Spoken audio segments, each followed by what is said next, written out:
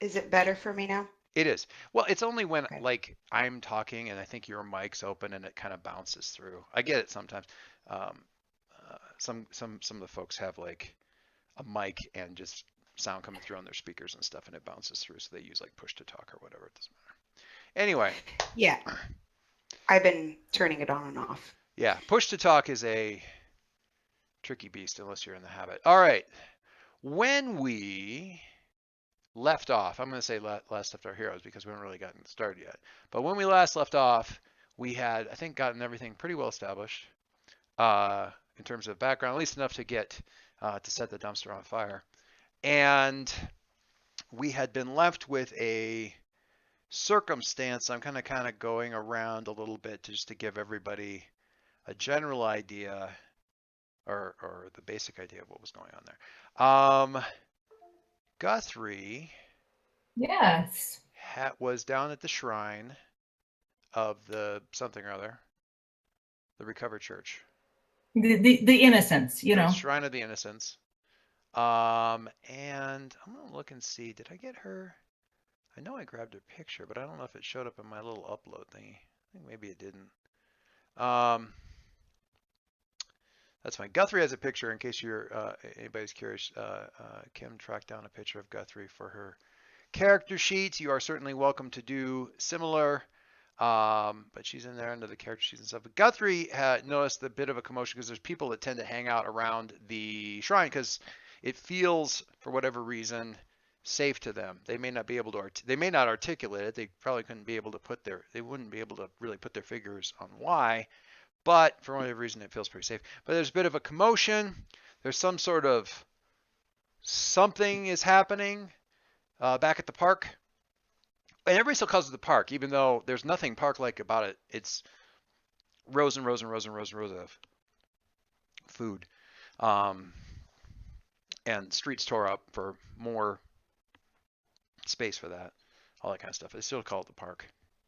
But there's a commotion down at the park, and very few of the adults sort of stick around for this. A few sort of put some of the older kids in charge of the younger kids and have them say everyone's going to be playing inside right now, but you know, inside right now.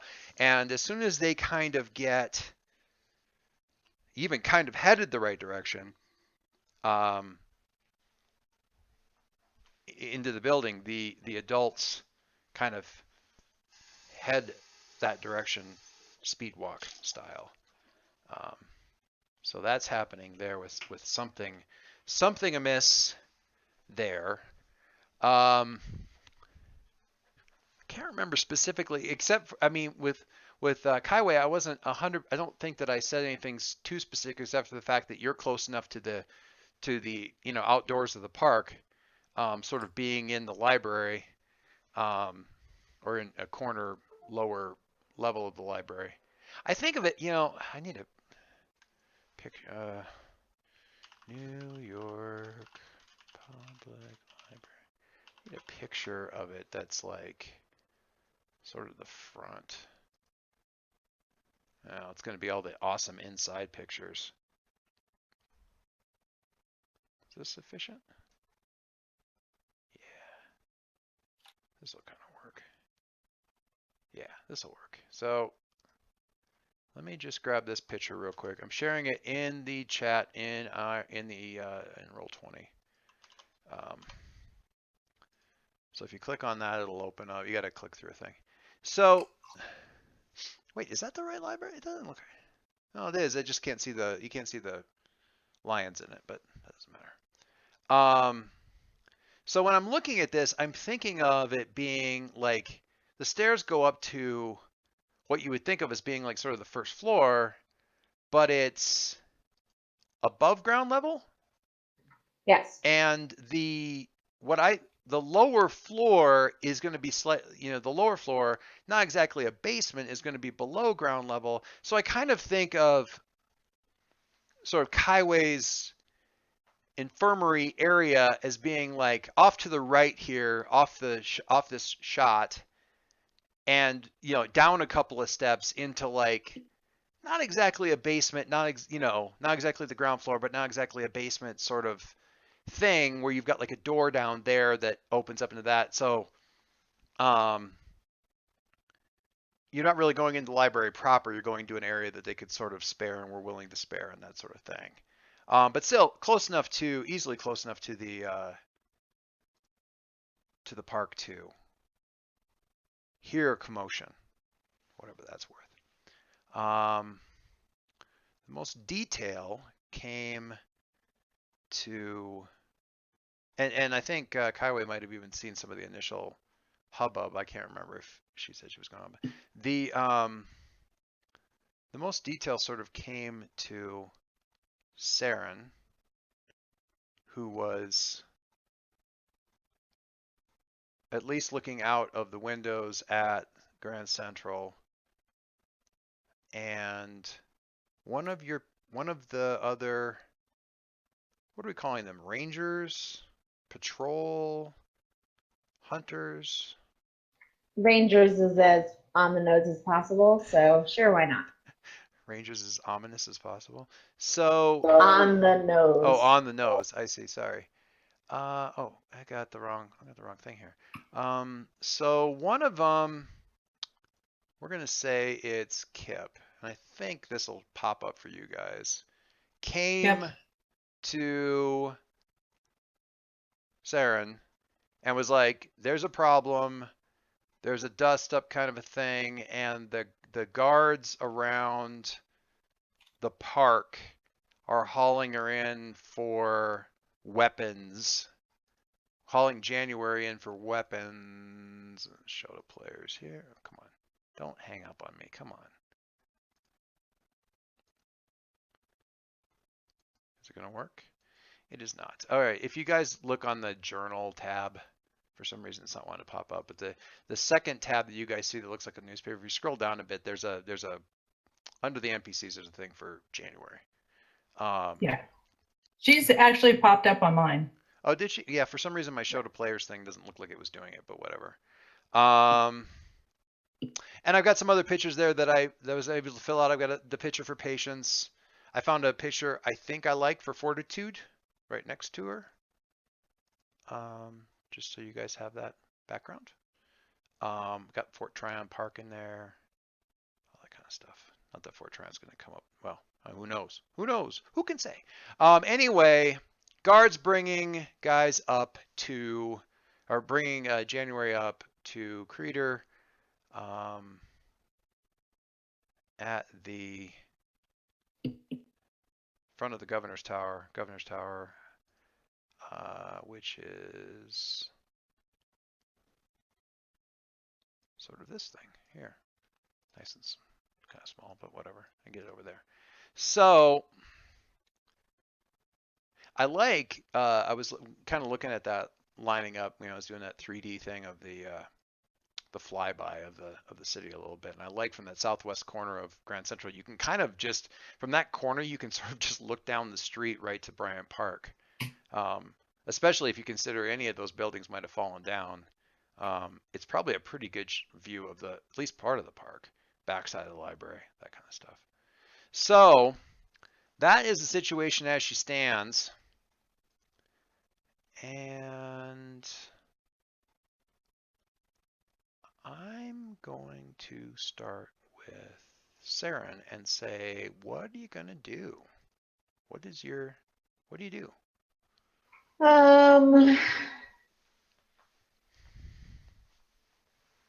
I guess I'm gonna go see what's going on, as opposed to, just holding up. Yeah. I mean, January is one of the younger Rangers. But she's been here her whole life. She doesn't usually, she should know the basic rules. Right now, and one of the rules of and I need to get this, I got it written down on a sheet of paper, but I need to get it down on like Creator's page or something like that with like sort of what the rules of the place are. But one of them is, surrender your weapons. What does that mean? definitely means firearms. Right now, the way it is currently enforced is basically everyone has a right to bear iron. That is like the right to breathe, the right to water. There aren't a lot of rights that people get to have, but nobody would deny anybody the right to bear iron at any Well, given I time. suspect that if you didn't bear iron, you might be a little suspicious. To a certain extent, yeah. But I mean, really, it's almost. I mean, there's a lot of that where people will touch iron, like whatever bar there might be around. A lot of times the tables will have like just like a plate of like old rusted like a plate of iron just kind of sitting in the middle of the table. People will tap it to. It's almost like swearing on a Bible kind of a thing. Yeah. Touch iron kind of a thing. Which you get really good. You personally get really good at sort of avoiding the kind of conversations where people are calling on you to like touch iron, or it's the pics or it didn't happen kind of thing. Yeah.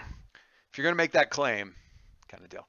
But beyond that, people, the current culture of the place is, beyond like a knife or something like that, or an old hatchet. Size is a factor. The capability of range is a factor.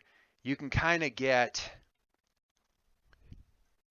I mean, you have in, Serran, you have in under duress, like some sort of urgent news rushed in with your bow and nobody's really said anything until kind of afterward. But there's been kind of like, we understand what was going on there, but, it's a bad precedent, just, kind of a thing. And so he's definitely, I say he, but yeah, he's definitely tightened things down to the point where it's kind of like, sure, small hand-to-hand stuff for self-defense, fine. Anything else, probably not fine. Where previously it was sort of like, listen, if you got guns, leave them at the door. And things have gotten a lot tighter since then, over the last, say, 5 years or so. So that's kind of the deal there. So you're gonna go check it out. What is that? What does that mean? Are you going armed? Are you just rushing down there with,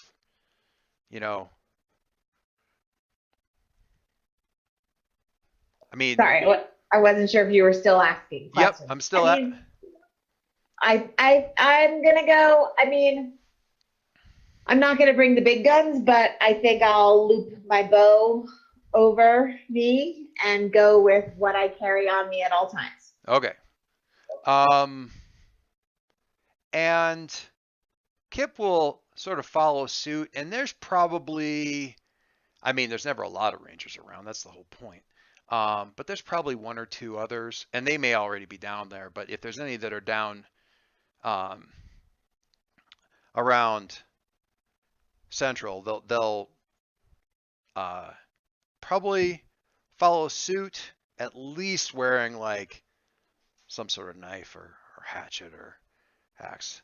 Kip's the only other one who grabs like, she's got like a, the wrist rockets that like the slingshots that also have like an arm brace, so it like goes back, and do you know what I'm talking about? Am I the only nerd? No. Hang on. Sorry. That's fine. Let me just. Oh, I know what you're talking about. Yeah, I'm just gonna. I want to get you. This is perfect. That's just exactly what I'm looking for.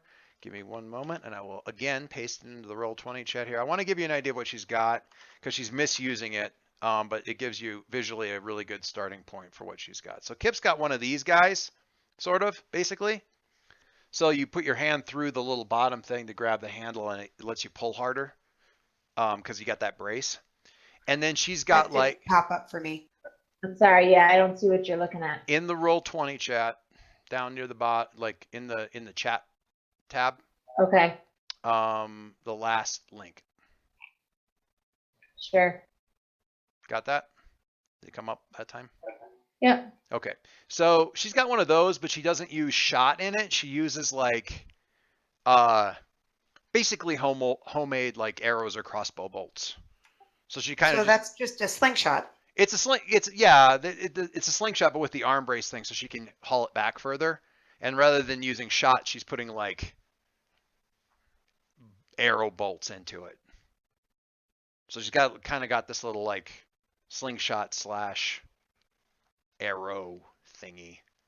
She you and her have gone around and around a little bit just for the hell of it about like it's quieter, it's quicker, it's that bow's really pretty and the range is better, but it doesn't stick in your pocket, kind of a thing. And she's got shot too, but she likes to use the arrows when things are serious. Anyway, she's pretty good with it, to be fair. All right, so you're heading down there like that.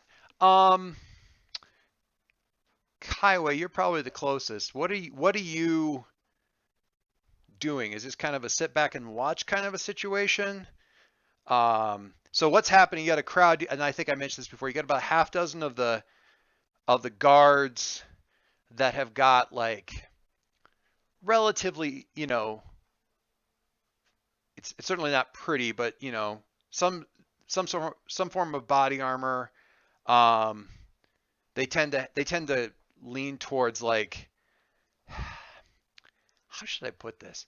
They tend to lean towards machetes, and by that I mean if their hand-to-hand weapon, their hand weapons tend to be noticeable, not necessarily more useful, not necessarily good, but the kind that you can see from a distance.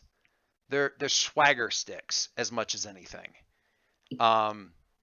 So they tend to have that, and they all have some kind of non-pistol firearm.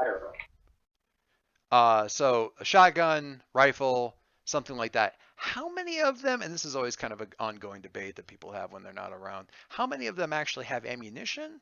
Who can say? Some people, well, I ain't gonna find out. Some people say it because they think that they're just, asserting some sort of dominance when they don't have any. Some people say it on the paranoia. It's like, they're out there guarding us, but I don't think they can really even stop anybody because I don't think they have any. I mean, how much ammunition could they really have after all this time? That kind of stuff. But so about 6 of them, and they've got one of the Rangers kind of in a, kind of a half Nelson. They've got like binders on her, but then like sort of this sort of half Nelson thing, gripping her by the back of the neck and bringing her up to the front of the governor's tower.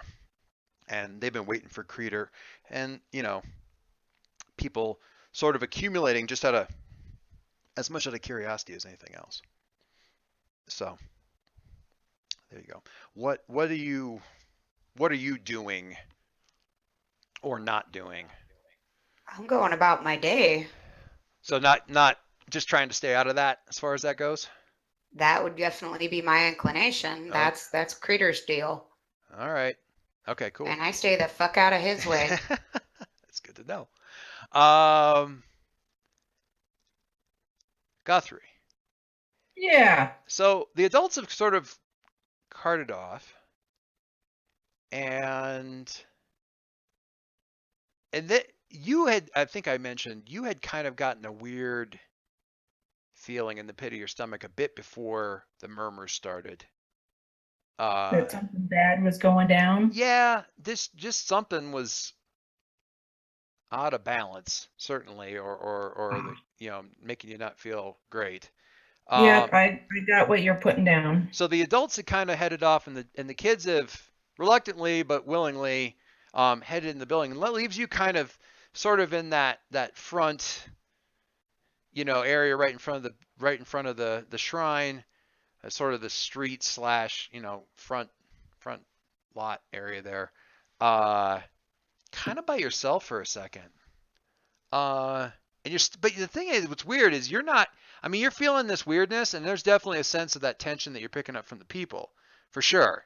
Some of that from the people, from the kids in the shrine, some of that from the people who are leaving, but it's not all of it. What do you do? There's something else going on. Well, maybe.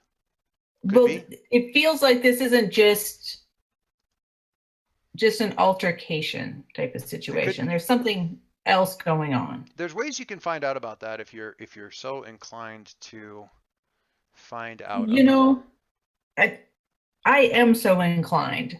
All right. Because I'd rather know what I'm going to get into with my eyes wide open rather than blindly stumble in. Okay.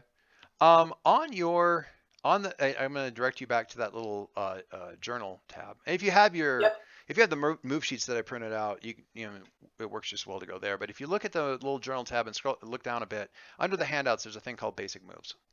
Yep. Okay. And one of the moves under there, this may not be the direction you were going, but if it was a sense of using your weirdness to get a sense of where the weird feelings are coming from, then what we're looking at is open your brain. Okay. When you open your brain to the maelstrom, roll weird. On any hit, I have to tell you something new and interesting about the current situation, and I might ask you a question or two. Okay. On a really good roll, I'll give you at least one good concrete detail. On a 7 and 9, it's more impressions and suggestions and that sort of thing. On a 6, things get interesting. So to do this, and the other players here might want to look at their character sheets so they can kind of see what I'm talking about. On your character sheet, if you click on the actual character sheet tab where you get an actual character sheet, you look down at your weird, and you'll see that underneath each one of the stats, there's a list of sort of the basic moves that you can do with this thing. And under weird, it says open your brain to the maelstrom. And just off to the right of that, there's a little picture of a dice. Yep. And should I click that? Yeah, if you click that, it will roll weird. Well, it may ask you a question. It says input value, forward help, interference. Oh, yeah, nobody's helping or interfering at this point. So there's a 0 there. Yep. And then submit is what I suspect. Submit. Yeah. You hit submit. All right. And we get a little beep, and that means that she rolled, and it's over in the other scene. Oh, look at that. We start off with the first roll of the game with a lovely 12. And the other fun thing that you get to do is you get to check that little experience box next to weird. Oh, well, I'm not even seeing my 12. Where do I... You go back over now. Yeah, the downside is you might want to leave your character sheet open because it's kind of a hassle. But you got to go back over to the chat column.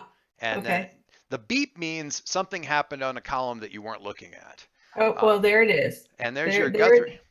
I was also supposed to roll 6 cents at the beginning of the lesson for sharp. Say again.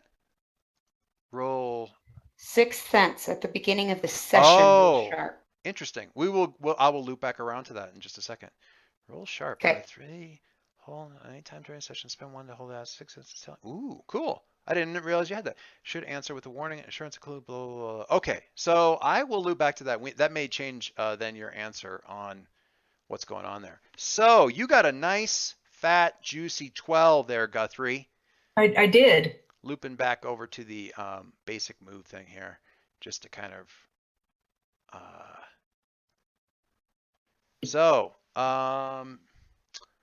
One good concrete detail. Have to tell you something new and interesting about the current situation. Might ask you a question or two. On a 10 plus, have to give you at least one good concrete detail. Okie dokie. Alrighty. Give me one moment. And, oh, that's the wrong screen. All right.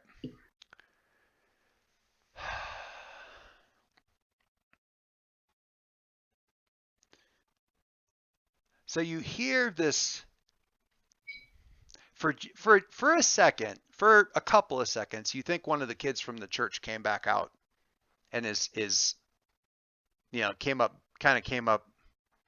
out of the church without you noticing because of the timbre of the voice and the tone of the voice. And because it's an indication somewhat of how much you've been hanging around people that that sticks with it as long as it. But there's something the timbre of the voice, while childlike in some ways, is wrong. you have a different visitor. Um, Okay. oh, the monastery fairy is extending her senses. How interesting, how fascinating. Reaching out and touching those who want to reach out and touch her. That is inspiring, is what that is. Um, and you turn around to this little fey. Well, something about this. I say the timber is not right for a kid. Looks like a kid. Did you get the picture up? I always want to Yep. double check the system is actually working. Looks like a kid. What about the voice isn't? What's the telltale that this kid's voice is not right to you? It's got multiple pitches. Okay. Is it something anybody would notice? Like would Serran notice, or would Kaiway notice, or anybody in the? Or would they You know, notice right? if they were paying attention, they would notice. But if you were just walking by, you wouldn't. And this person is really good at making people not pay attention. Hello, Guthrie. It's been a while. Hello. What are you up to? What's going on? What's the news in this little hamlet? Um, life as usual. Life is usual, boring. Sounds like boring to me. Boring. It is somewhat boring, just the way I like it. Oh, it's so sad. Little Oh, not really. little creature teacher, little creature preacher likes it boring. That's terrible. Ah, boring means survivable. Creaturchgoer. That's what you are. Little Hmm. church. Where we are. There's interesting things happening, and you're not going anywhere near them. Why is that? It's a good way of living a longer life. Yes, but you learn so much more when there's interesting things happening. If you had gone and looked at all of the interesting things, you might learn something that had been done. Something interesting. Oh, Also, something interesting. yes, and it would let me poke around your sleeping quarters, which now I'm not going to be able to do, which makes me very sad. Oh, that's unfortunate now, isn't it? Well, I mean, someday, someday, someday you'll be distracted. Although you really probably should. I promise. And she kind of does sort of a Scout's honor, cross your heart thing-ish. Yeah. Cross herself, cross her heart. Scouts, she fumbles it rather badly. I promise that if you do go, I will leave your little building alone for now. Oh, And you just so how far away do I need to go? Oh no, just wherever all those rest of those the older dying ones as opposed to the younger dying ones. Where all the older Oh, dying ones were going, there are things happening. And things have been put in motion. And you might not oh, so did you have a hand in that? No. I was just watching when it started. I don't Oh, I do little things. The mistress and the master do the big things. And I just watch. well, did you do a little thing that was noticed? No. I just thought I would try and earn a little favor and find out a few. Where's your little uh um where's your little dream hammock? Your little sleeping nook where you reach out to the where you can reach out to the hunt. We felt it when you do it. And Well, I would love to I'm sure that you do, but I don't think that is a welcome place for you.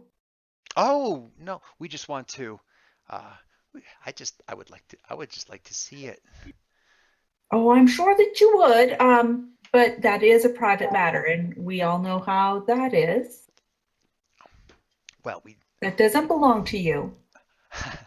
nothing belongs to us. It doesn't really, nothing belongs to them either. Well, Or to you. that's up for dispute. Yeah, how that dispute hasn't been going very well for them for the last 50 years, half a century. Well, Uh, and it's not probably going to go very well for them today. You should decide what you're going to do. I've already decided what I'm going to do. What I'm going to do is I'm going to go away. But you should know the mistress and the master have been watching, and they've gotten a little tired of all the peace and quiet and the boredom. mm, So ah, you probably aren't going to be very happy because you like your boredom, and they aren't going to have any of that around for a while. oh, well, that is a good thing to know. Yes. I'm a very giving person. You can consider it a favor if you want to, and then you could owe me a favor. But if you don't want to, that's fine. I understand. Well, favors are much, much larger than this little tidbit of Oh, information. but I am such a little person. I can very hardly carry the big favors around. Oh, you know, May physical size, that really doesn't mean much in True. our world now, does it? Well, if you need a big favor, and she kind of skips over, and she's got in her hand the bottom, the base of a like soda bottle, but just the bottom.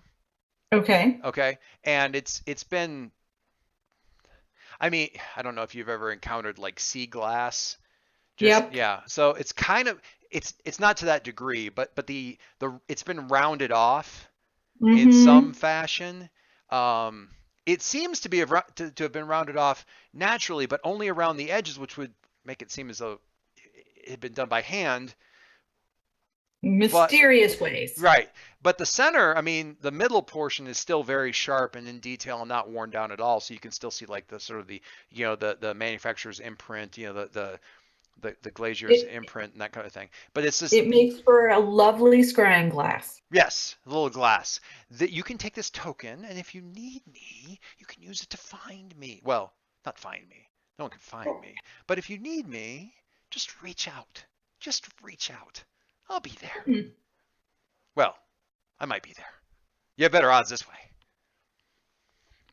And now I'm going to Well, and now I'm going to go. And she does a little curtsy and kind of turns sideways and just sort of pivots out of view. yeah. Does a little like a ballet pirouette. And she leaves her quote unquote gift behind. Oh yeah, she handed it to you. Got Okay, a gift slash curse thing. behind. She left a little thing. If you didn't take it, she would have laid it on the ground in front of you. So is it in your hand or on the ground in front of you? It would be on the ground in front Okay. of me. So we're gonna leave you just kind of looking down at this thing, trying to Yeah. decide what With to do some next. trepidation. A bit. And because I forgot Kai's move, which I need to remember to remember going forward, we're gonna skip right to Kai real quick. At the beginning of the session, for Kai, roll sharp on a that ain't right 10 plus. Hold 3 on a 7-9, hold 1. Okay, so I'm going to have you now. You can just, if you want to, since it's the playbook move itself has got sharp built into it, Amanda. You can click on the little dice icon next to the description, Yeah. next to the word description rather, and it will roll the move and tell you what it is. All right, Kai Wei, the medic, rolls sharp and gets a 6. Wah, wah. Okay, but that's fine.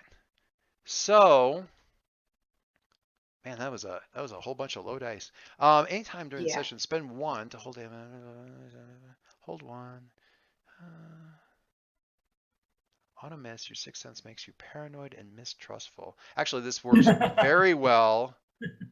Super. This works. Partially maybe why I'm not interested in that Yeah. situation. Well, here's the thing. You get a sense when you're watching all this, there is going to be some bad karma happening in this place. But so I'll tell you a thing about this. Actually, I'll just kind of, I think the thing that makes most sense here. So, that the person being dragged up there is one of the Rangers, and that means that Serran's going to get involved. Probably, if Serran is around, and anybody lets her know what's going on, she's going to be involved. But you're like, nope, There's nothing but bad coming off of that. A world of bad. I'm going to have nothing to do with that. But that means that you need to lower your HX with Serran. Yeah, so that goes down from a +2 to +1. Yep. Yep. Because you're staying out of it, but at the same time, you kind of know that you're not helping out with that. Where is that at? Oh, it's. Did we not get you? I have Guthrie in there at -2. Did we not have? Did we forget to put Serran in there at a +2? It's below it. I'm blind, or it's not showing up for me, which is fine. If you see it, that's fine. I see it and I changed it. Now, if you change your mind and you say later, I want to be involved in this, even though it's bad, that's fine too. But that's definitely, I mean, that certainly informs, like, Buck's kind of like, we going over there? And nope, we are not. If it gets the way as bad as I think it's going to be, they'll be coming to us pretty soon anyway. He kind of snorts and goes down on kind of along the side of the building where you got some pens and sort of I want to say stables, but sort of like a lean-to kind of a stables situation along the side of the building there. Sounds about right. Yeah. All right. So back to Serran, who's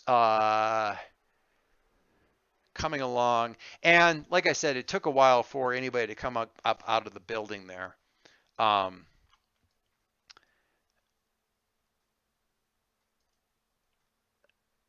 So now I see like this Krieger's dudes holding on one of my rangers. Yeah. Friends. And as you're kind of so you'd be coming around the north side of the library and across the park, the field there. You see kind of the crowd. You can see his guards, because I mean they have a tendency, they kind of look, they're all the same color because they all wear the same kind of armor. So they're all kind of a rubbery gray, because a lot of it's like, they've got, oh man, I'm gonna have to go back and watch this. But Blood of Heroes, that classic post-apocalyptic football game with Rutger Hauer, but the armor that's like made out of like old tires and stuff like that. So there's some of that kind of that grayish old rubber, retread rubber for armor, and some, worn out leathers and stuff like that. Usually a gun slung over the shoulder kind of a deal, but they have a similar build, they have a similar look, so you can kind of pick them out of the middle of the crowd there. But yeah, there's kind of a mix, and you can see Kreider coming down the steps from the front of the tower, and he's got his two. We'll get Kreider back up here, but he's got his two guys with him as well that we had kind of mentioned before, kind of flanking him and back I wouldn't even say back a step, just kind of on either side of him. I'll just put him on either side of him. That works. Those fellas. And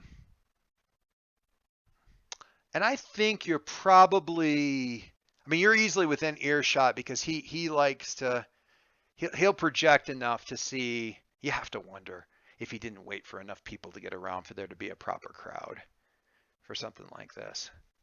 And he's, well, what possible disruption could we be having here from little old January? This doesn't make any sense, sweetie. What's going on?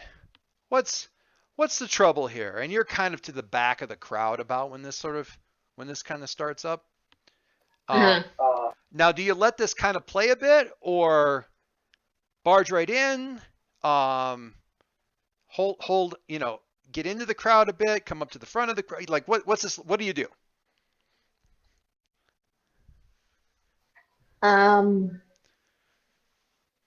Left to their own devices, one of the guards is going to speak up and, say his piece, kind of thing. You'll probably get a better picture of what prompted all of this. I mean, I'm not immediately rushing up, but I'm definitely making my way through the crowd towards the front and towards January. And I think I gotta look at your barter was. I gotta look at your playbook here real quick. Your barter was a 2 for sure, and I'm trying to remember. I just want to look, maybe if you've got the sheet. Oh, I see it. I got a vigilant here. I'll yank it out here in a sec. Scavenge. You provide valuable services, warnings, and insight. And that's okay. So I'm looking at not so much for the barter, but how people look at you. You're somebody who provides warnings, and you know, you're not just, you know, I'm good at killing critters. You know, you give people warnings ahead of time. You give people advice ahead of time. This would probably be the better idea, kind of a thing. So I'm asking about that, or I'm looking at that to get a sense of how people around you are sort of reacting.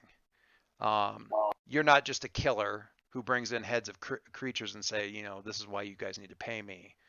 You're someone that is, you know, you give advice, you give warnings, you're, you know, mentor in terms of safety, kind of a thing. So nobody's like, there isn't like those videos where the predator fish is swimming through a crowd of smaller fish and they all kind of like have a 6-foot bare, you know, empty space around it. It's not like that. You know, nobody's trying to like cringe back from you. So you can get up there really quite close without it being obvious that you're moving in through the crowd. All right, so one of the guys that isn't holding her steps up, and he has in his hand, he pulls out this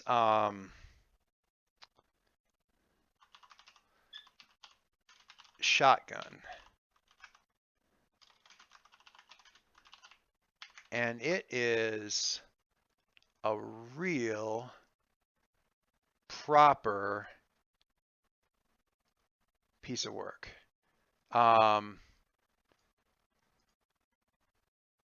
This one's gonna, I don't know if this one's gonna work right, but I'm gonna direct you back over to that chat row where people are doing the dice rolling and stuff like that. And I'm providing a link over there to kind of what this thing is, because this thing looks exactly like the picture I just shared. It is pristine, blued steel, flawless stock and everything like that. It is flat out gorgeous. Even if you're not a gun person, the simple fact of a thing that was made before everything went to hell that's still in perfect shape is beautiful. Aside from all that.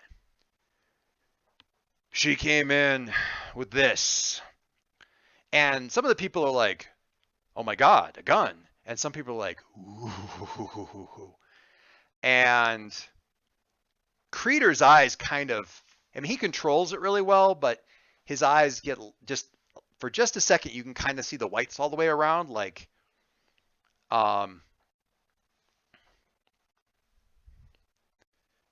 and January is like, that's mine. I found it and it's mine. It's not even got any ammunition, but it's mine.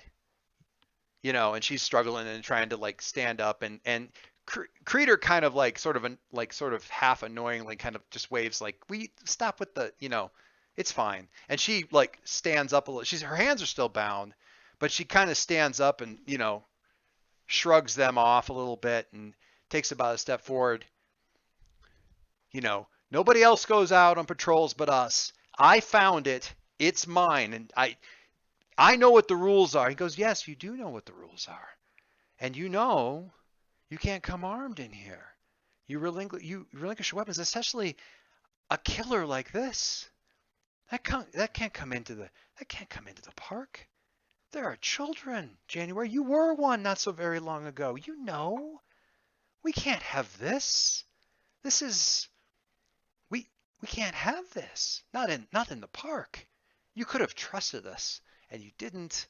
And now this. Now we're in this mess. All right, so I'm gonna like get the rest of the way up there. Uh-huh. I hate this man already. And just be like, it's not a mess. I'll take it. I'll keep it with our ranger weapons. Okay. All right, I'll think about this for a second. if you look back at one of the exciting Wikipedia articles on the Campbell apartment, it specifically mentions that the apartment had a safe or a gun cabinet for the transit cops. Yep. It was also at one point in time a jail for the transit authority or for some organization that was policing the terminal. So they've refurbished it at some point in time, but you could always hand wave that a bit and say that there's, back in the closet there's still The gun cabinet's still there. certainly the gun. Yeah, the gun. Well, yeah, that's pretty. Those things are usually very pretty. They can shine that up and leave it in the whiskey bar, and everyone will love it. I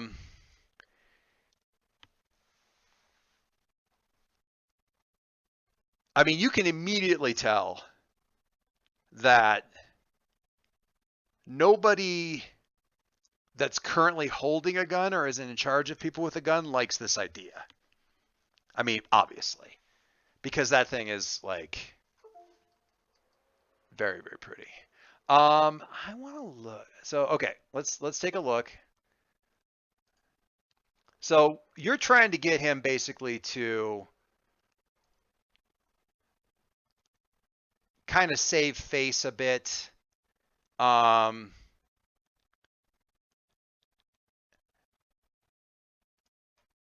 But at the same time, retain sort of the authority of your folks and that kind of thing.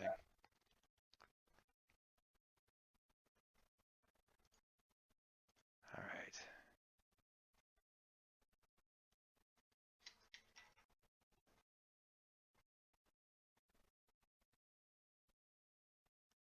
I'm looking over a couple of moves, trying to see exactly how he does. Do you now?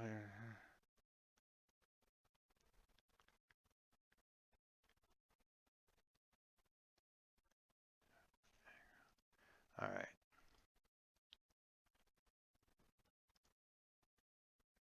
Okay. Probably what you're doing is kind of confronting him and trying to get him to back down. If you want, or rather, if this is something that makes sense to you, you can sort of read the situation or read him to get a sense of what's going to play best with him. But otherwise, it's probably just kind of a get in your face kind of a thing and see how things shake out. Sure, the second. More just get in the face and. Okay, all right. So, and what I'm saying with that, just for future reference, read a situation or read a person. Similar moves. You get to ask different sets of questions. Is based off your sharp, and you can kind of like get a sense of what's going on. And you also have a move that goes along with that, called Sniff the Wind, where the set of questions gets to be expanded by some vigilant type of questions. So worth noting, you're the kind of person who can kind of, at a glance, sort of get a sense of, who's the most afraid, who's this, who's that, what do they really want, that kind of stuff. But that's fine because you're not doing that right now, and that's interesting also. So what you're doing, if you look at that basic move sheet, which is again on the journal tab. Yeah, I got it. All right. Confront someone. When you confront, intimidate, threaten, or bluff someone, and I think this feels, you're not charming them, that's for sure. Roll aggro. On a 10 plus, they have to choose back down or give way, defy you or fight back, or else submit to your mercy and ask you to reconsider. So, take a look, and what do we get? Whoa, man, you guys and your dice. Kaiwei's staying out of this, but, and for good reason, but, all right, so first of all, you get one thing, mark your little experience checkbox next to aggro, and let me look at this thing. On a 10 plus, they have to choose back down and give you your way, defy you and fight back. I don't like that idea. Or else submit to your mercy and ask you to reconsider.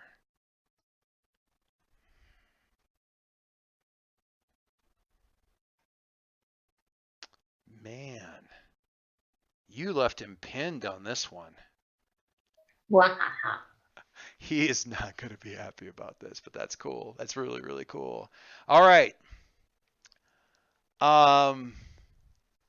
He starts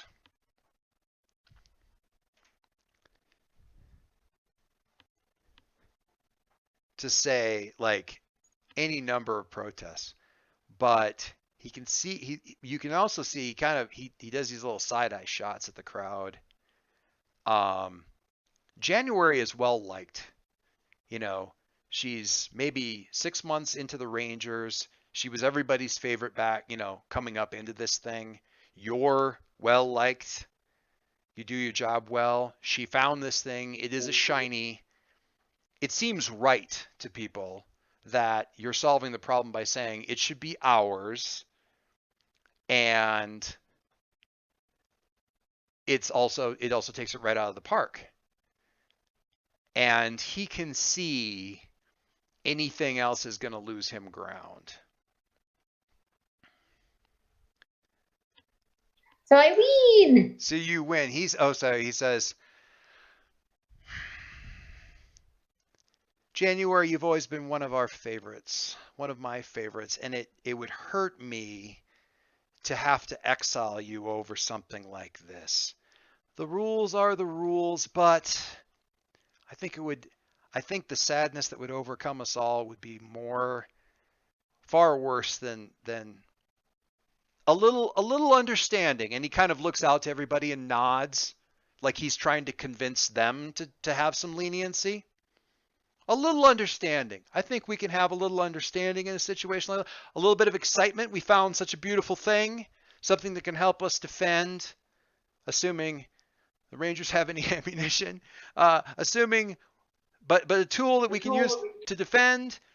I think we can make some allowances here. I think also that January will remember not to make these kinds of choices again. We don't need this kind of mess again. It would probably go differently next time. It would have to.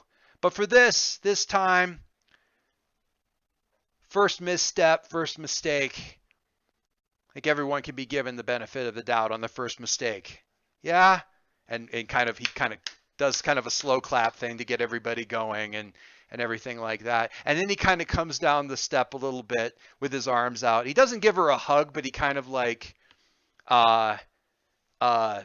puts his hands on her shoulders and gives her kind of a little attaboy, it's okay. Don't feel bad. Shrug and bends his head down a little bit to kind of meet her eyes because, that kind of a thing. And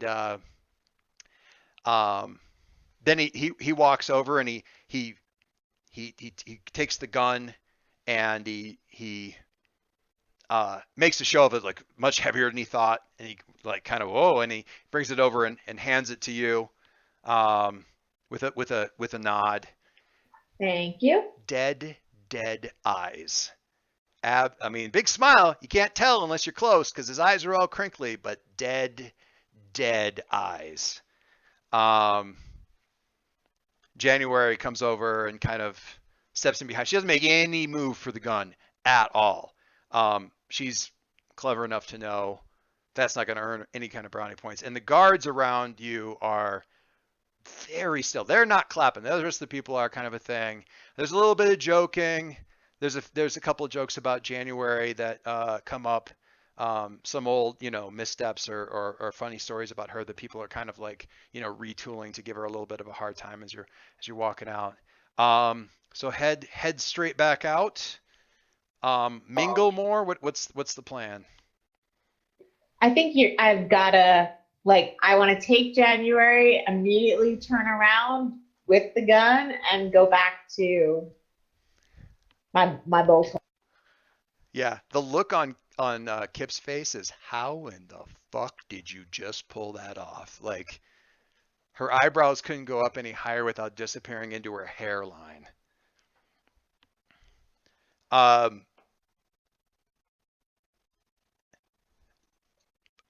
Kai, Yeah.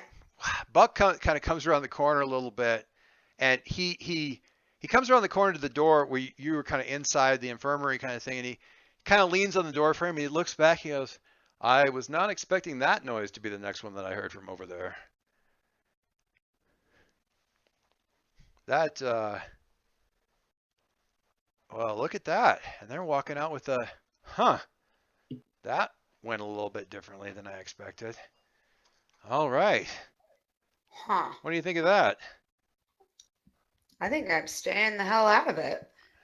I I don't want any part of that. think Kreider's going Because to be, he gonna be mad. yeah, Kreider's going to be in a bad mood later. That means everybody else is going to be in a bad mood. Oh, 10 to 1, there's going to be food rations tonight. There's gonna be what? Food rations. Something. We're going to run out of something that needs to be kind of shut down. Probably not food. Drinks, probably. Something. He's going to take something away because he's mad, and he'll make it about some other reason. As soon as he can. Maybe not tonight, but as soon as he can. You watch. And that's the little, if you want, you can do the little, you look it up, but take a look at that roll that you get for, what is it? What is that called? The thing where your little advisor Insight? gives you insight. Yep. The insight move. When you go to your advisor, well, he's coming to you. Yeah, I'll go ahead and roll, okay? Yeah, go ahead. Is there, I'm not sure if there's a roll for this one. No, you don't need to roll for this one. It's Insight as sharp. yeah, it's attached to sharp because I just needed something to attach it to. But if you look at the move, there's no roll required. So when you go to your advisor for insight, ask them what they think, and I'll just tell you. If you pursue that course, you can take a +1 on any roll you make in the pursuit of that. He is suggesting that if you want to get in everybody else's good graces, it wouldn't endear you to Kreider much, but if you want to get in everybody else's good graces, once you figure out what he's decided people can't have for a couple of days, if you get it out to everybody else, you're gonna make a whole lot of people happy. It wouldn't be him, but you make a whole lot of other people happy, and that might be worth it. So that's his suggestion. He's just throwing that out there. Something for you to mull over. Is there gonna be a way for me to do that without Kreider knowing really that I'm doing that, or do I really have to like go out in the open like that? Well, it depends on the circumstances. You know, Kreider, he tends to find stuff out, but maybe, things can happen. All kinds of things can happen. You might even get away with stuff. I mean, I'm sure somebody's pulled something over on Kreider without him knowing it at some point. Definitely, maybe. Definitely. He doesn't give you advice that's easy. That's never been his thing.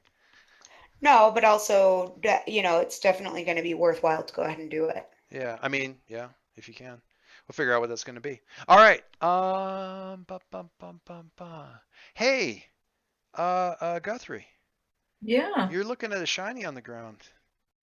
Yeah. And there's a couple of, there's like the noise of a couple of kids coming closer, like inside the building, like they're coming up to the front door and about to like come tumbling out in the street. What do you do?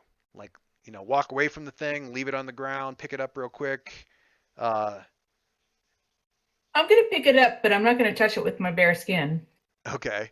So just I'll kind of put it in I am very sure that I have a little pouch that I carry at my side for miscellanea. Sure. And it'll get slipped into there with the sleeve of my dress. So you can kind of like, yeah, you tug the it's like the second movie of the Matrix where everybody's like in, cotton home. It's like the United Exactly. Colors of Benetton type of stuff. So you've got like the loose knit There's a tunic over like pants, which are over tights, which but you got kind of the baggy sweater sleeve. You can just kind of pull it on over your hand real quick, grab the thing, and then chuck it in the purse. Yeah. It's not going into my private space. That's for damn sure. Hang I'll on. lock it up someplace else, but Okay, 1 second. I'm trying to. What is that?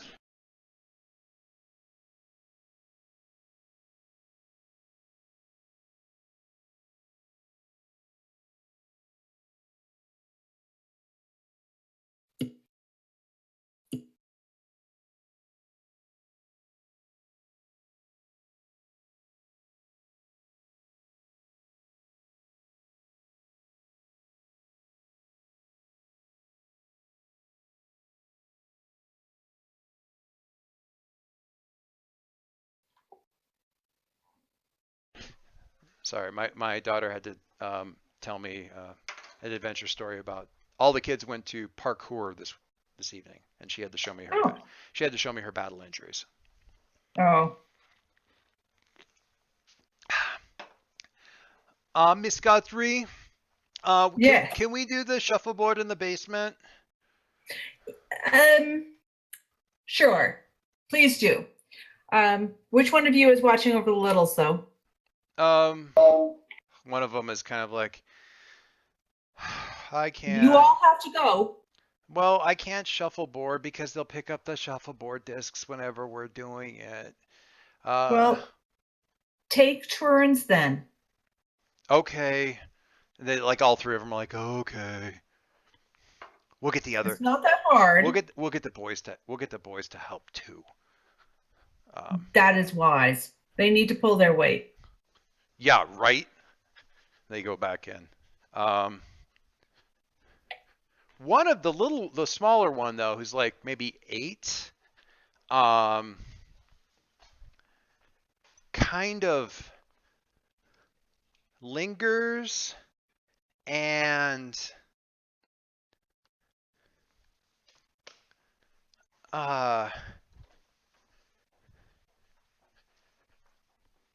God, what is she mutters something kind of under her breath, but not murmurs something kind of under her breath, but you don't quite catch it. And she's not looking where all the adults went. She's kind of looking at where your little visitor was standing. And it's kind of a murmur, it's kind of a whisper, you're not quite sure what she said. Linnell, Linnell, speak up. Speak up, Linnell. What's a creature preacher? What do you mean?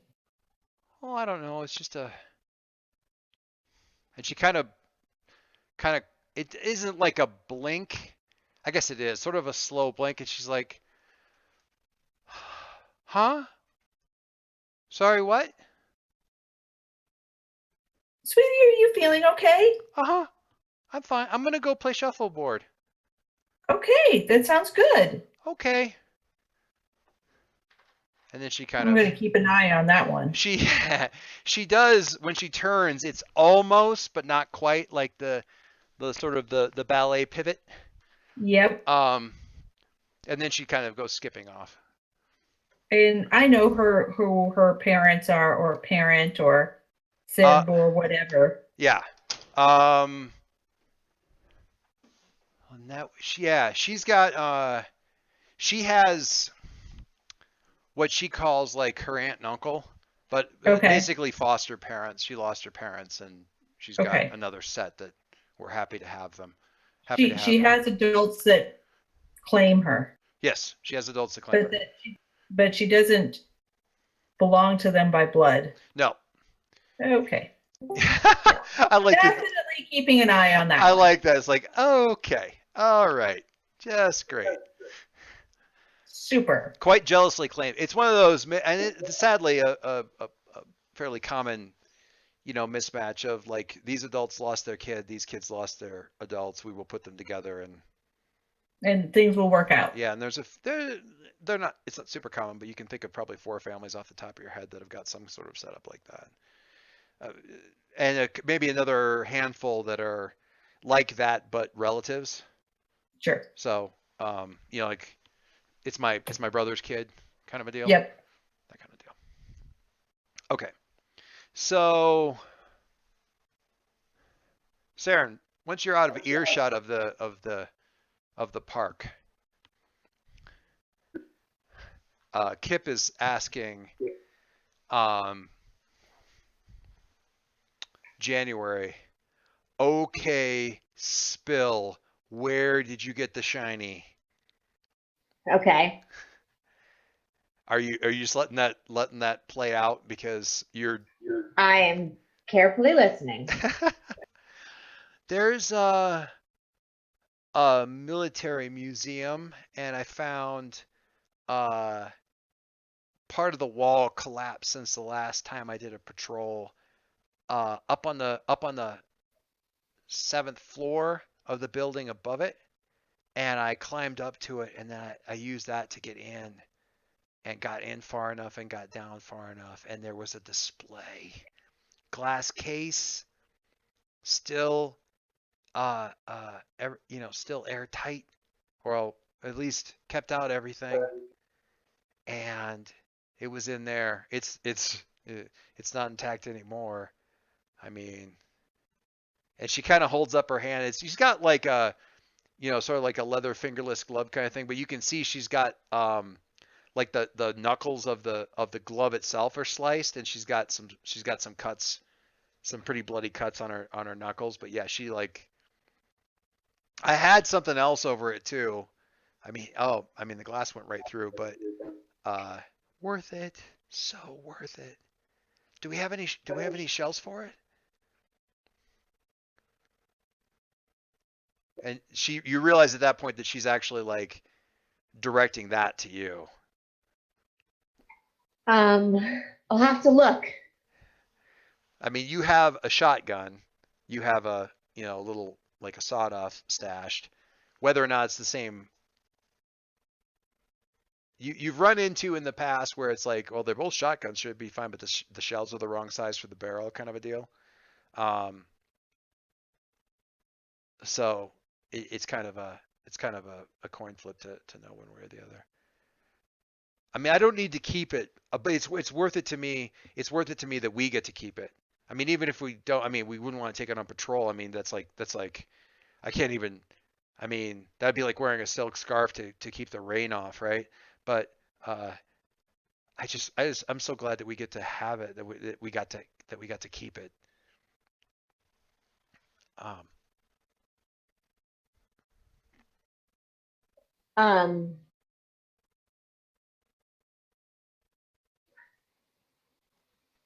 I guess I want to know, like, if there's other stuff there.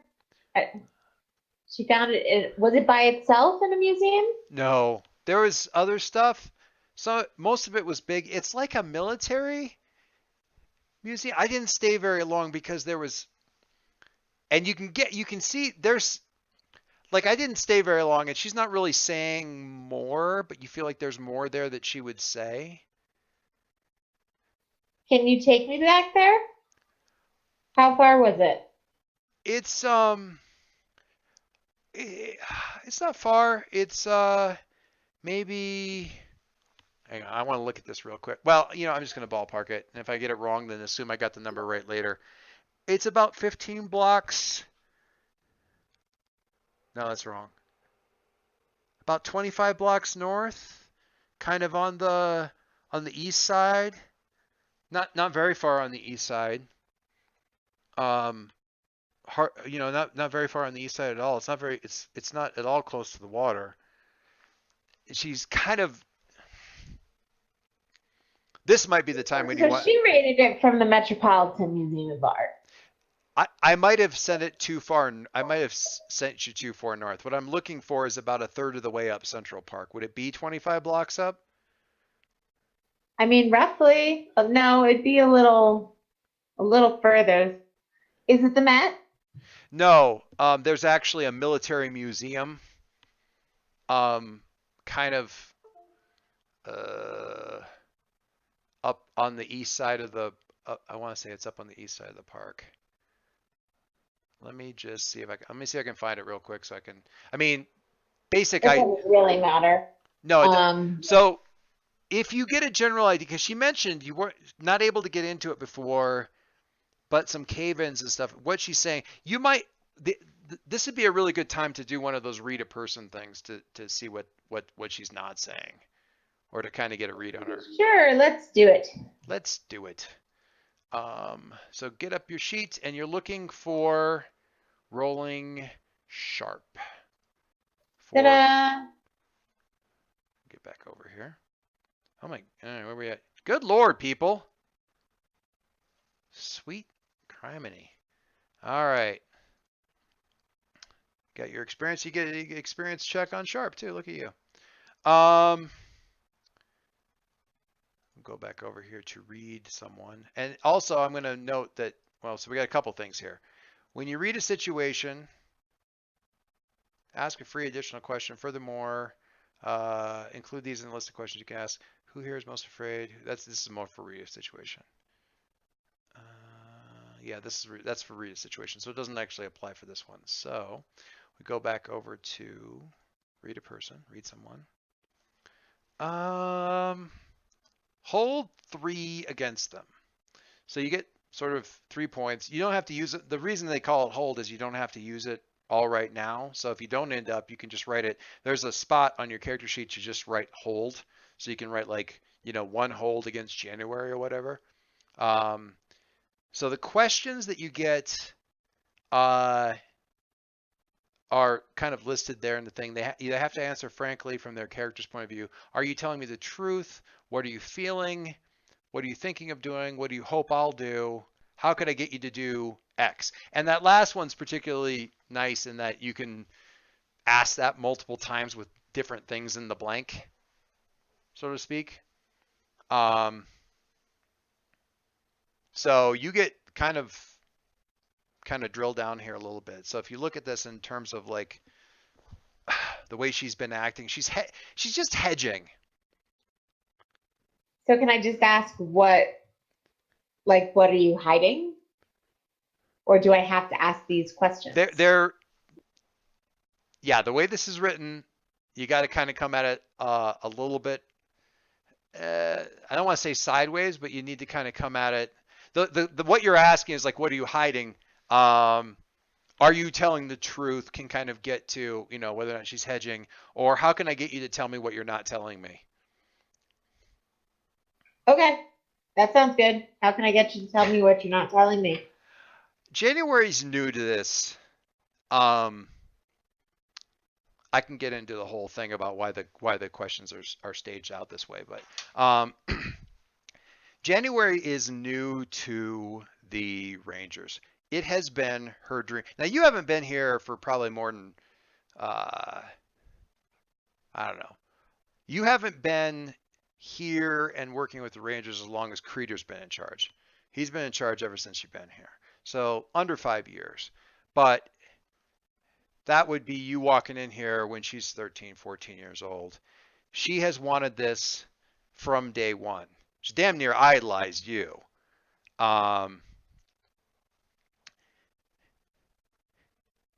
If you give her the sense that she's disappointing you by holding out, she will turn herself inside out to make that back up.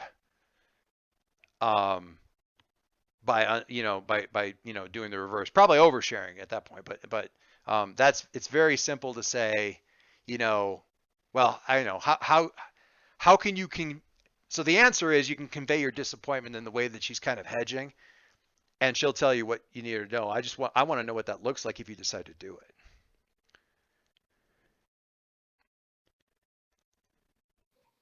And do you do it in front of Kip? Or do you wait?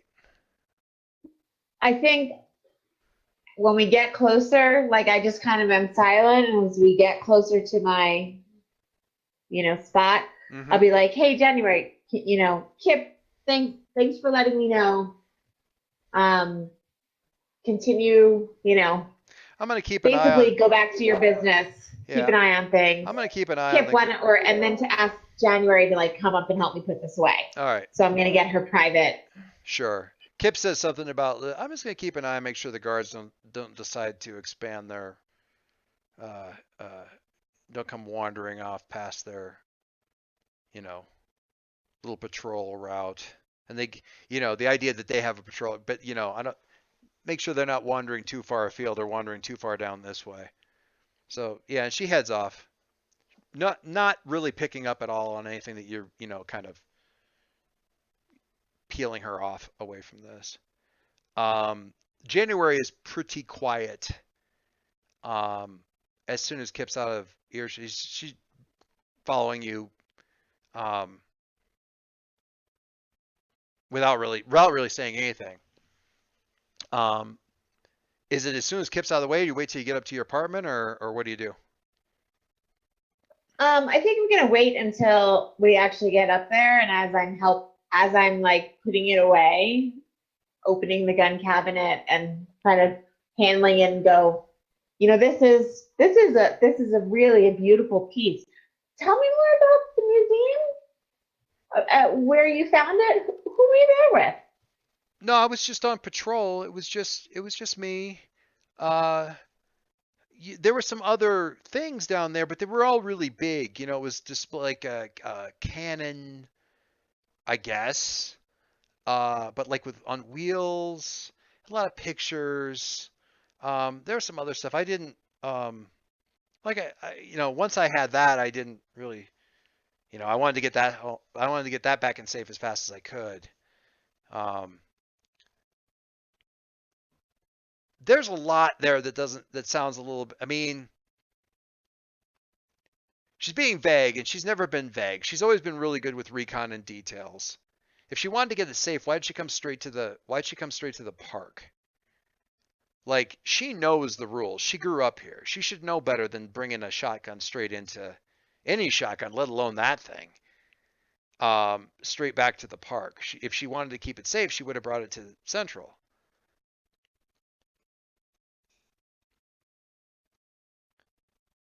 Okay, so Again, the way to get her to open up is to express your disappointment in the way she's holding out. That That's the button you can push with her. okay, so January, I wish you had brought this right to me. I don't understand why you disregarded our protocols and got yourself in Krieger's crosshairs. I was just I was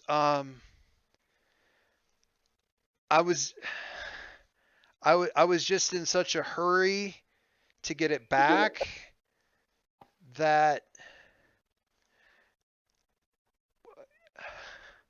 I I was scared, and I just ran for the closest, like I was just running for the closest safe spot I knew, and it was a little bit closer to get to the park than it was to get back here. I was there were some I think there were some things following me. And she tells you. So what's on the east side of the park? What's the street that runs right along the east side of the park? Fifth Avenue. So the the museum was right on Fifth. Uh-huh. Well, what that means at this point is, for all intents and purposes, she was in the park. Because the park may stop at Fifth today, but it sure as hell doesn't stop at Fifth anymore. Sure. It's grown out. I mean, if you want to go back to that background picture that we've got, where the buildings that are the most intact around the park look like this one that's like right central in the middle of the picture, where the trees are growing up out of the damn thing. The park has taken over territory. So for all intents and purposes, she was in the park. And what she basically says is, she was in She was in where she shouldn't have been anyway, but she had had her eyes on this place for a while. And this all kind of comes out in the next, I don't know, a couple of minutes while she just sort of, spews and you sort of, look sternly. She checks it out every so often and she finally spotted a way in. But as she was coming down through the building, she started to get a sense that something was watching her. She started to feel itchy. When she broke the glass, that feeling got a lot worse. So she basically grabbed the gun, panicked, and ran because she thought, it's that whole, when you're a 10-year-old kid or a little kid and you go down into the basement and to get something, but then on the way back up, as you flip off the light switch, you're absolutely sure that there's something right behind you as you're going up the steps. So you're just going pell-mell up the things to get clear of this thing. That was kind of how she describes it. So she didn't even go back up to the 7th floor and work her way back up again. She busted out through, she broke a window out, up on the 2nd floor, and then kicked the bars out that were over the door, that were over the window to get out that far. And every noise she made felt like it was just that much worse. So she was running and trying to, whatever was after her, she was trying to take weird corners and weird directions and all this other kind of stuff just to keep whatever was after her out of the way. She got turned around and ended up coming down further west than she thought she was going to. And when she saw that she was coming up on the park, she didn't even care. She just came running in because she was sure that whatever was coming was right on the heels. Gotcha. So something knows that your people have been poking around in the park and probably got a bit riled up there. She wasn't. She goes, I know it's going to sound weird. I know it's going to sound like I'm touched, but it wasn't just some sort of boogeyman, shivers up my spine. Whatever was behind me was mad. Just mad. So I'm sorry. I just didn't want to.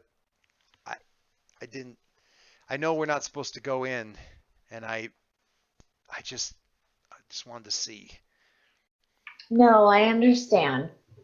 I'm glad we were able to get this, and Really? I'm glad you're. You don't think Kreider's going to be mad? Let him. This is too beautiful to let him get his hands on it. Yeah. Yeah, it is, isn't it? Okay. Well, all right, I'm gonna, is it okay if I go get my hand stitched up? Yes, of course. Go see Kaiwei. Okay. Yeah, I'm gonna probably go around the south side so I can kind of come in without, where everybody can see. Okay. Yeah, that's a good idea. All right. She heads out. Do you do anything in particular when she heads out, or we'll cut over to somebody else there? Feel free to cut over. I How- don't think I do anything exciting. When you think of weird shit, who do you think? Do you I shouldn't say no. Do you associate Guthrie with weird bollocks in your head, like in terms of like somebody who knows about that sort of stuff, or no? I don't know. Maybe. Well, when we first were making characters, Mm-hmm. Oh yeah, because you were all like non-committal. Yeah, like, do I have Would- to answer? And that kind of would- gives. Go ahead. when you were asked, you can see behind the masks, and who's a wolf. Yeah, are you a wolf of the thing? And you were like, do I have to say? That gives you a certain amount of hex with people. I want to touch on hex just a little bit because it's an interesting thing to express. It's not your friendliness. It's not how much you like them. It's how well you know them. And there's a thing with that where it sort of caps out at 3. It doesn't cap out, but it doesn't go higher than 3. Um, and it'll actually, if something happens to raise your HX with somebody from a 3 to a 4, it actually resets to 0 up. Now, I might be speaking out of turn on this with this particular rule set, but typically what will happen in Apocalypse World is because you go up to a new level of intimacy with the person or knowledge of the person. You learn something new about them you didn't know before. That brings some insight, and you kind of start over with learning about this sort of new facet of this person kind of thing. So the fact that her not answering gives you sort of, hex at 2 means her not answering gives you a pretty good insight into what her deal is. Not great, not perfect, not flawless, but certainly more than they're a complete closed book to me. So maybe. Okay. Just a thought, because I mean, there's a bit of weird bollocks there with the park and stuff like that, and I was just thinking if it's just you staring out a window thinking about it, or if you going, I know, who would I go to talk about, who do you think of when you think of weird bollocks? Anyway. Yeah. Let's go check out what Guthry's up to.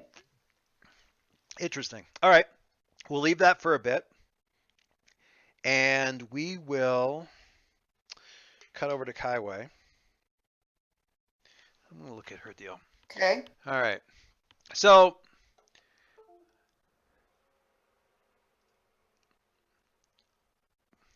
Buck's outside. Are you still kind of, this is a keeping your head down kind of a thing, or? Definitely, but trying to figure out, do I know if Kreider has put his rations on things yet? Yeah. Well, it wouldn't be, if you know him, it's gonna be he'll wait for an excuse. He'll wait for something to happen. Whatever that thing happens to be. Before he decides that we need to, time to tighten our belts kind of a thing.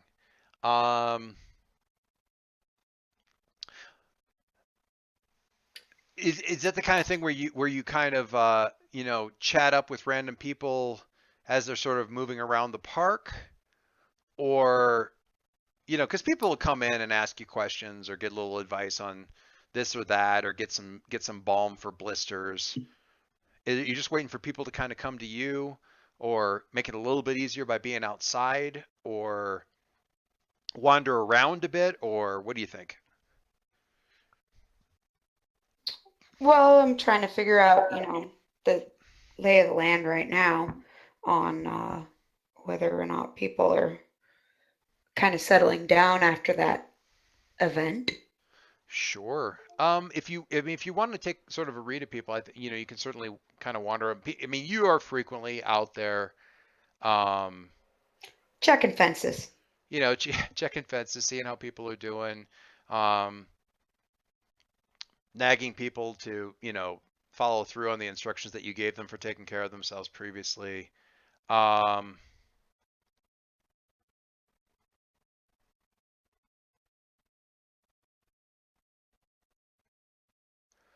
Why don't you? So what you were saying was that you're kind of just sort of getting a read on what kind of, how everybody, how the settlement's kind of sitting after all of that. Right. Kind of taking a pulse of the thing. All right. Right. Checking fences in horse. Sure. Talk is not just checking the fences. Oh, I know. Yeah. Okay. How about let's I'm going to have you roll sharp for me. And by that I mean I'm going to have you read a situation. And just kind of read this sort of collective situation where things sit right now. Bloop. I heard a bloop. Boy, thank God for you. that we have so I at least see a couple of bad rolls. All me too. Yeah, it's all you too. It'll turn around. What's funny Oh, don't is worry. I don't mind being paranoid right now. This is kind of funny. it works out really well. I'm checking your little experience box next to Sharp. It's an interesting thing, and I got to check with this. I want to make sure I'm getting this right. If not, I'm remembering it. I can go back and look. The nice thing is this dice log stays forever, basically. I think the way they wrote this thing, the playbook moves that hit these stats don't check the boxes. It's only the basic moves that do. So the playbook moves gives you advantages, but they don't necessarily generate your XP because you've rolled at least one playbook move, and that hit your well, it wouldn't hit your Sharp anyway, so it doesn't really matter. But I gotta go. I'm gonna go back. I'm making a little mental note to myself to go, how does that work? But okay, so for read a situation, um,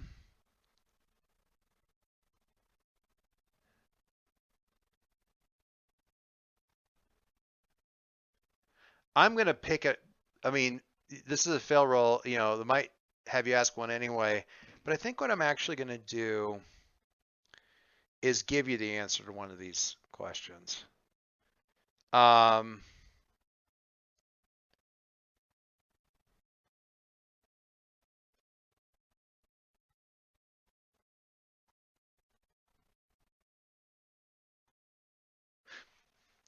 what should I be on the lookout for? I think. And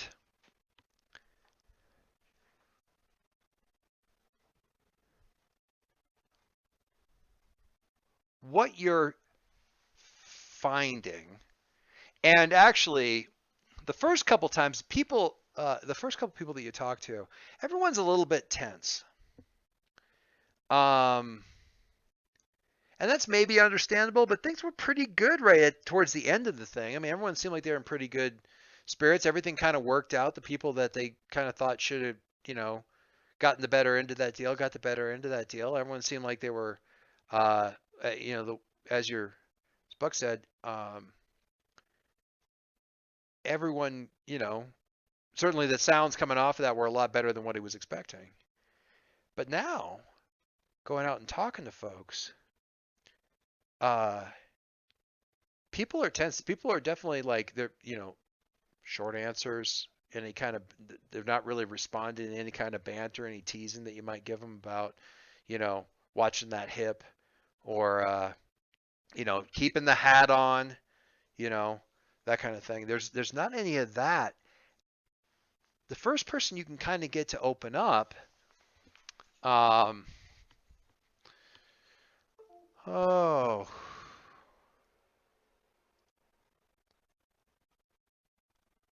who's that going to be?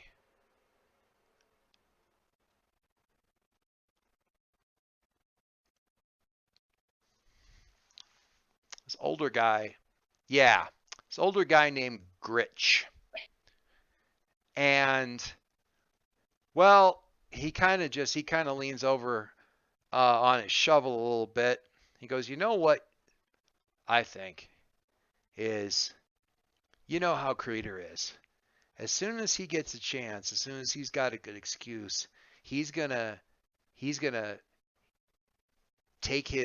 get some kind of revenge for having something taken away from him. He's gonna take something away from everybody else. Just as soon as he gets an excuse, that's what's gonna happen. And he says it quietly enough for, sort of just for you to hear, but the couple people that are even kind of like relatively same distance away, kind of, they kind of glance his way and kind of give this nod. But that's not what gets you. He's saying it exactly the same way Buck did. And Buck and him are drinking buddies. He is saying exactly what Buck did. And you kind of, that's just a little bit pessimistic there. I mean, I know worst case scenario, but come on, kind of give him a little bit. But next 10, 15 minutes, you hear pretty much exactly the same thing from a couple different people. And maybe some of them, people that Buck had talked to, some of them are people that talk to people that talk to people that talk to Buck. but it's getting out and it's filtering out and it's moving like bad news.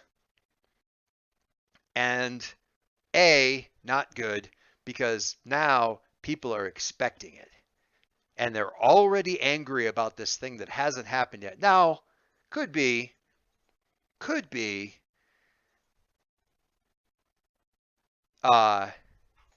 it's not going to happen. Doesn't matter at this point. They're angry about the fact that it feels like it's probably right. So they're getting angry in advance. And the way things feel right now, when it does happen, something bad's going to happen. Or there's a reasonably good chance that something bad's going to happen. All right. And so that's the one thing.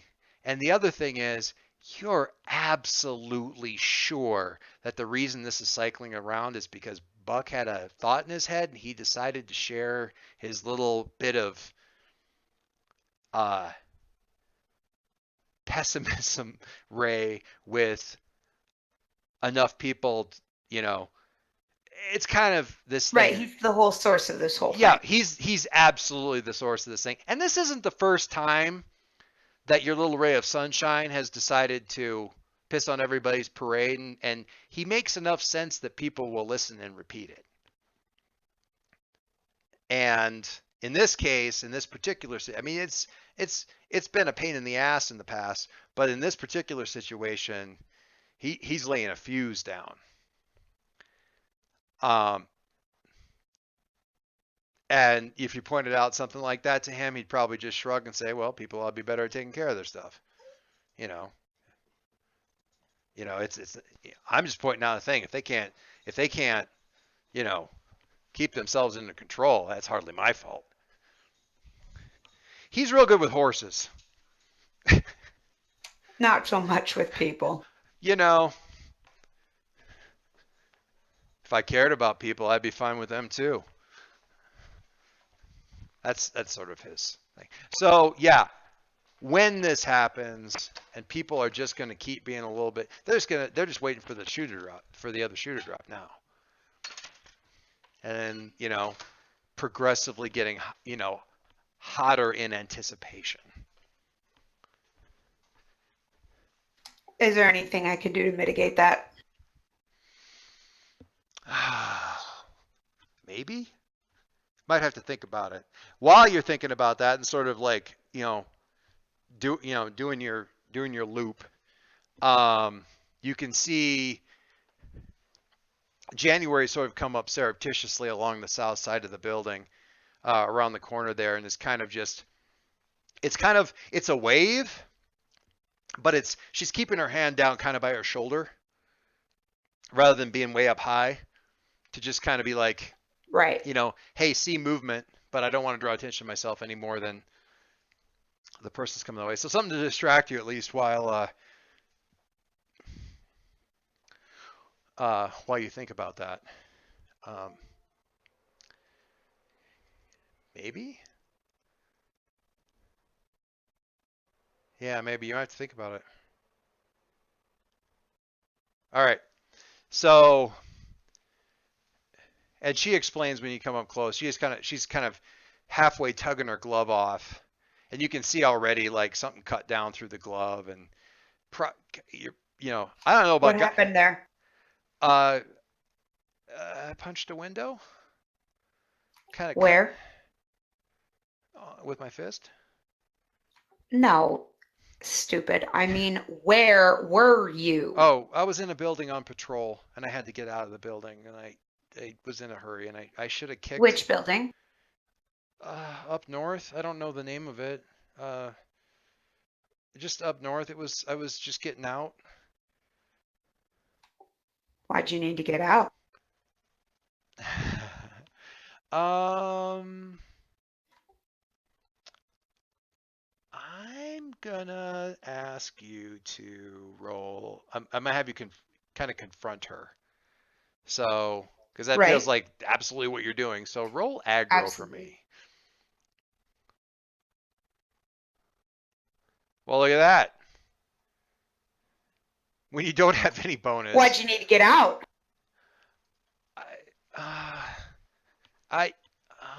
can we go inside? Sure. Uh, so it was the I I got a little bit too close to the park, and I was it was after I found the gun, and I was kind of scouting a little bit, and um I was trying to spot and see if there was anything going on in there, and I think something spotted me, and I just needed to get out in a hurry, so I kind of punched my way out, and it didn't work out real well. That's why I came back in such a hurry. Something, like I said, something spotted me. So Did it want the thing you were carrying, I don't think so. or did it want you? Well, I mean, don't they always want us? I mean, it felt pretty angry, and they usually feel pretty angry when they spot us. So, How'd you get its attention? uh, I don't know. I think I probably made too much noise when I was in the building. Why were you making noise if you were scouting? Well, it was when I got the shotgun. I see. So you weren't being careful. No, ma'am. Well, that was stupid. Yes, ma'am. So what'd you learn? Stay away from the park. Don't make noise. Keep your head down. Yep, don't be stupid.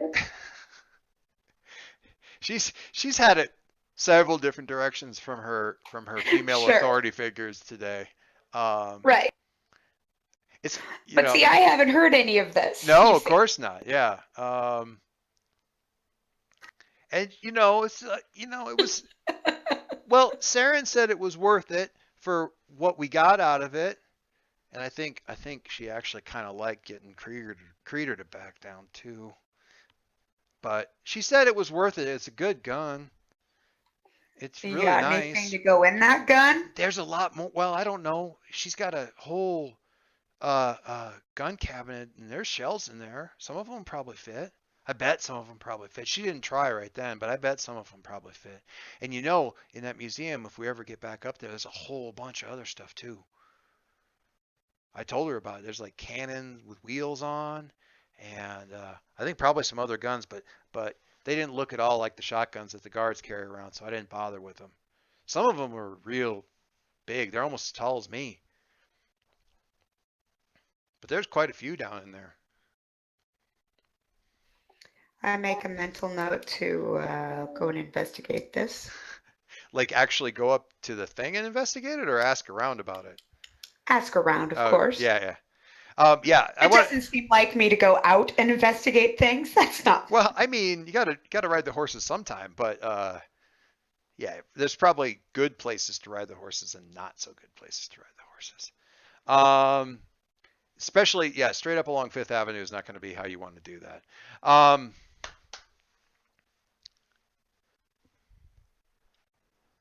Yeah, I want to thank Google Earth's flyby thing for sort of accidentally sweeping me past, and I got to go back and look for it now. But as I was going past, it was like, Manhattan Military Museum. I'm like, really? That sounds fascinating. Anyway, all right. So you can stitch her up. It's pretty straightforward. It's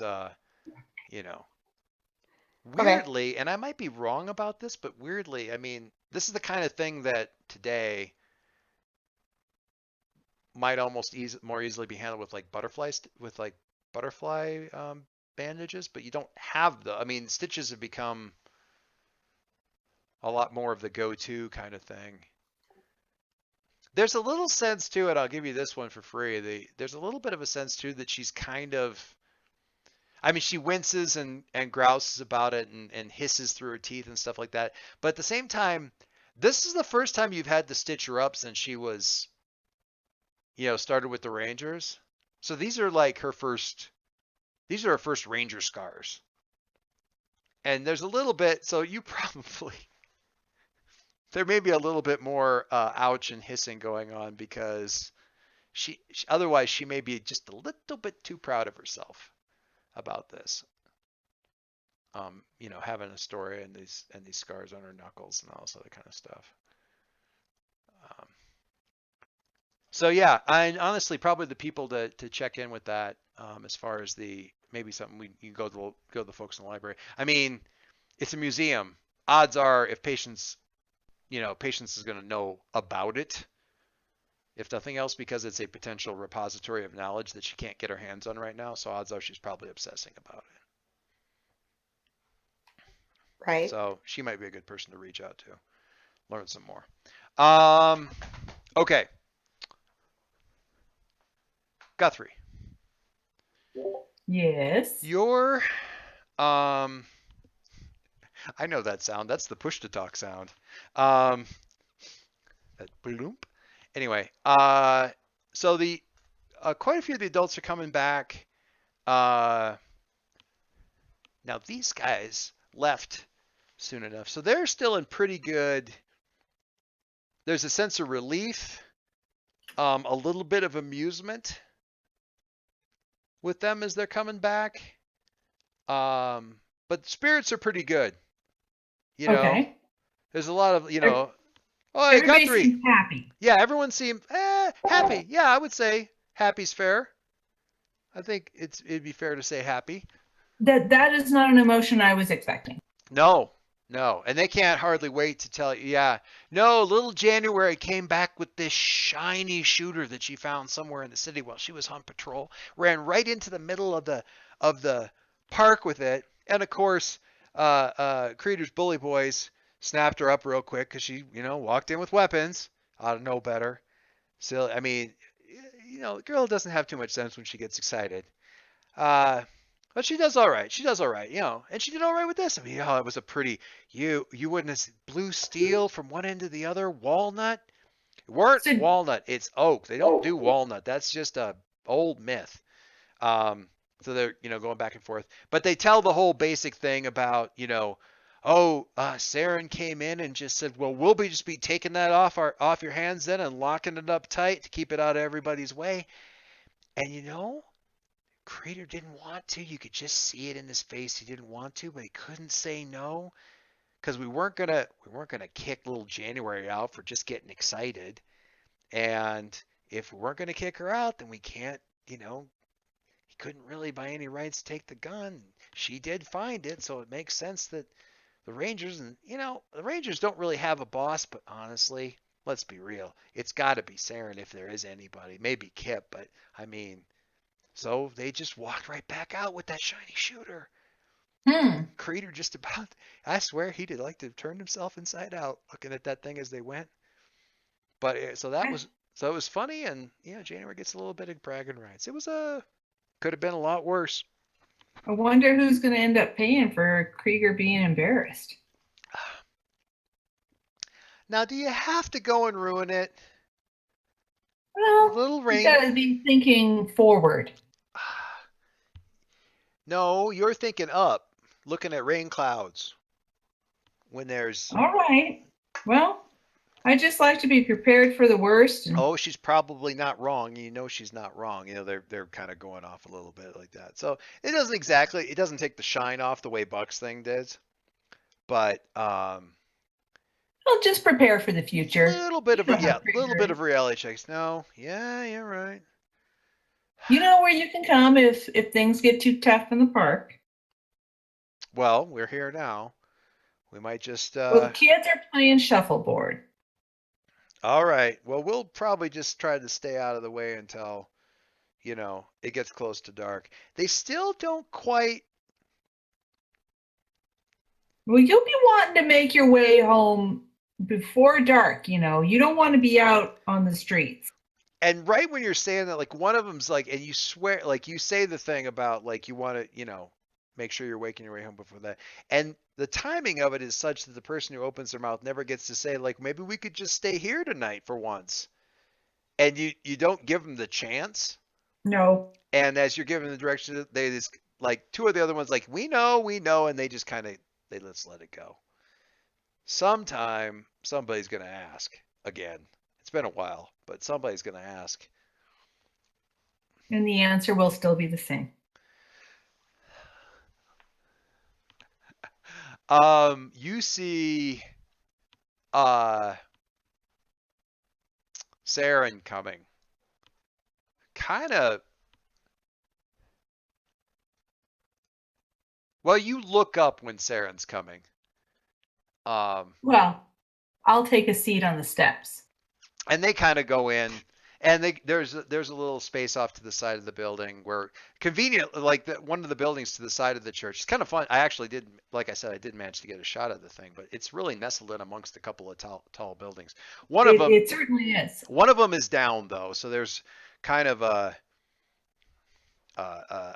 would say an open lot. It's been cleared out over the course of the years and stuff like that. So there's a little bit of stuff going on, little side parish garden kind of a deal. But they go get some kids out, some business. There's people around now, but no one's real close.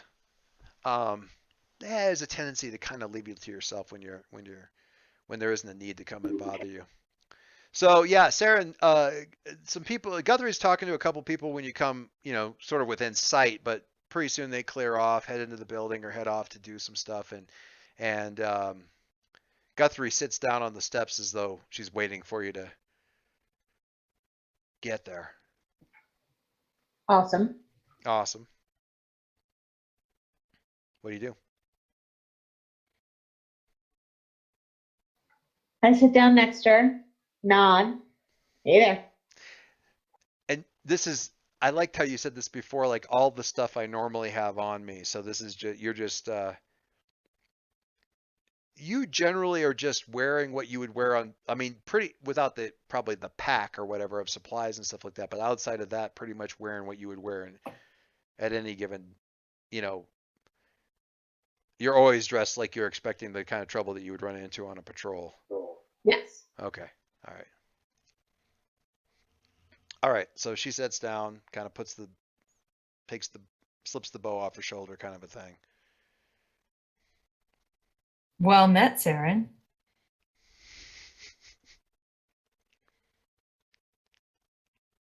The awkward silence builds. Did you hear about the little excitement we had earlier? Some of the parents came back and said that you have a new armament in your possession. That ain't the main part I took away from the story. January said somebody followed her. Something. That is not surprising to me. Get a little too close to the wilderness. That she did. Well, we got some news earlier today. Oh, yeah? There are some that are trying to rile up trouble, so keep your eyes out. Not surprised. Any specifics you can give? They're big, they're bad, and they're hungry. They're poking a bear. That's what they're doing. They're waiting to see what comes out.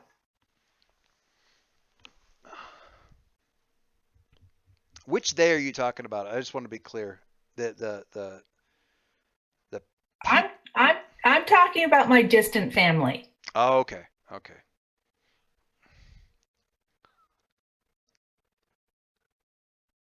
So they're poking to see. Okay. All right. Make sure that Serran's getting a good picture there. Serran, you have any other? You got other questions, advice? So what do you aim to do about it? Well, I think I gotta go see what kind of trail they left. Well, I don't think that they'll leave any trail whatsoever unless they want you to see it. Well, January that's something certainly. worth checking out anyway. I mean, Well, I wouldn't be going out after dark. I know where to go, when to go. Serran, Serran gives you the kind of sense. I'll tell you this, Guthrie. Serran gives you the kind of sense that if you were going to pick somebody in this settlement who might be able to get a sense of your what'd you call it? Distant family? Distant family. Yeah, I mean, you'd be willing to bet a few shinies on on her being able to do it. Who is the most out of your family, and I say like closer family, out of the family that you know, who's the honorable one? Well, it's hard to say. I've been distanced purposely from them. Yeah, I know, but like, So it, I would think if my mother's brother came out of the woodwork, there'd be something to that. are they anybody that you've ever ever spoken with, or is it just this is just No, your impression based on like that that stories? is my impression. But he, as far as I know, would be stark raving bonkers by now. Right, right. So your thought is somewhere in the back of your head. How much you ignore this or not is entirely up to you. Is that it's not the voice of him, but if it were my uncle, when you're saying the thing about, there aren't many people who could, you know,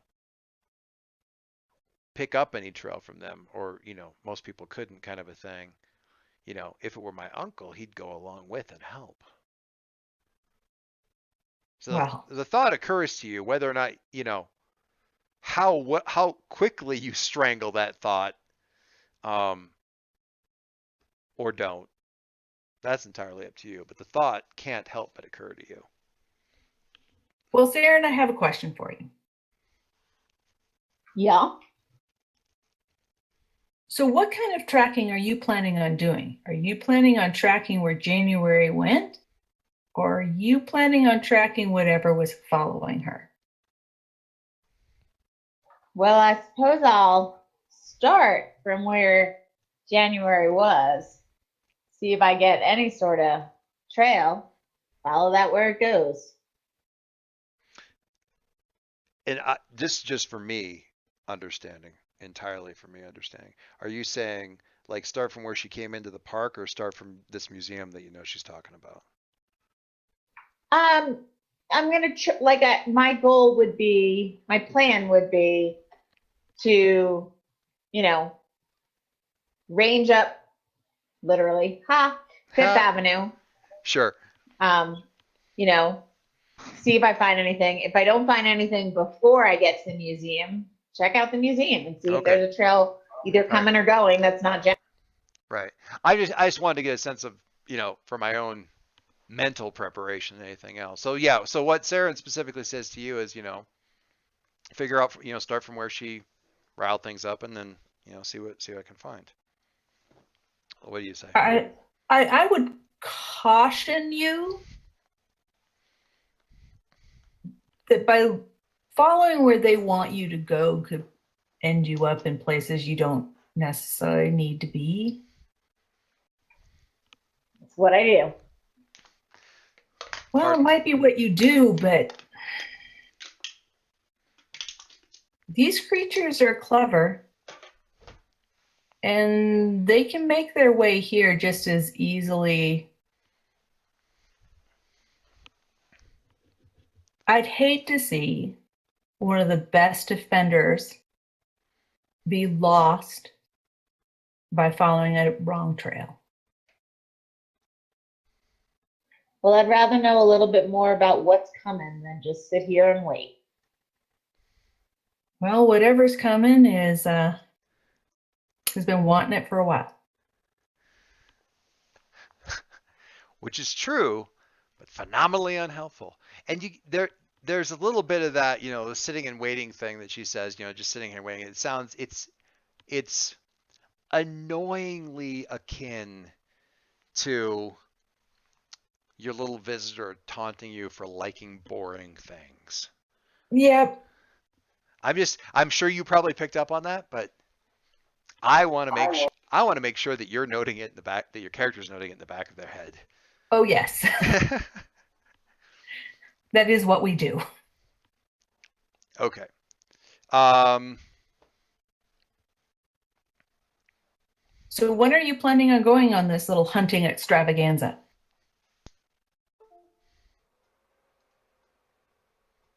I may see what trail I find this afternoon, I mean, but what time is it? I don't even know. you're probably it's going to be around March. You've gotten through the really annoying part of early spring. Early spring comes about a month earlier than it used to.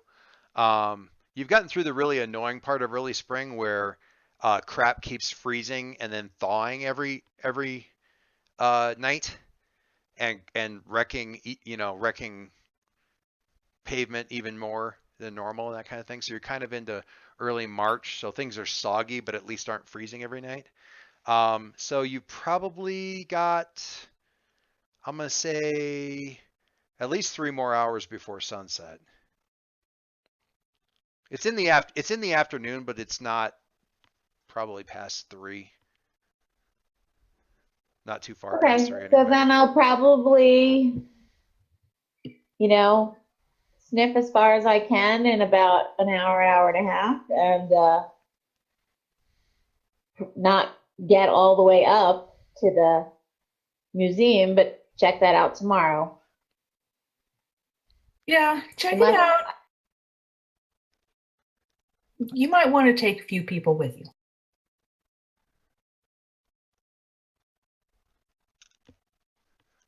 oh, I think January is going to have a lot of fun showing me where she came from, Oh, what she saw. I'm sure that she'll enjoy that. Question is do you have shells for that new item that's in your arsenal? Yep, I'd be sure to be making sure that there's plenty of cold iron in it. never go anywhere without it. Yeah, you're going to want to be going for these things at a distance if you do. At which point do I kind of go like, I can't believe she's telling me how to do my fucking job? It's kind of up to you, but there's a couple different ways you could do that where you're just like, yeah, well, I'm not gonna worry about you telling me how to do my job, or I guess the other route is, if you're such an expert on it, you should just come along with.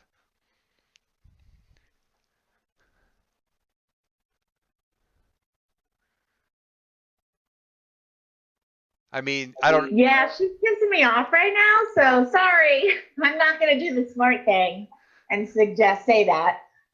No, I'm just Not saying you, Kim, obviously. no, there's a couple different ways it could go, but if it's just you like going, okay, well, that's just about enough of that conversation. I'm just gonna head back on out of here. Yeah. All right. Um,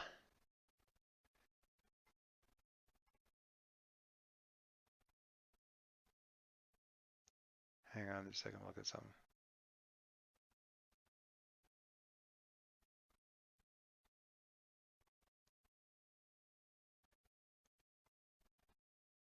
So as she's getting up to go, um, I'll ask Guthrie, are you? Let me. So I guess this is really more of a question for Kim. Are you legitimately trying to help, or are you more like doomsaying out of paranoia and a sense of fatalism? Um, Guthrie has a sense that whatever has been set loose is bigger than anything that Serran's seen before, and Oh, she doesn't realize it yet. so are you legitimately trying to help? I'm legitimately trying to help.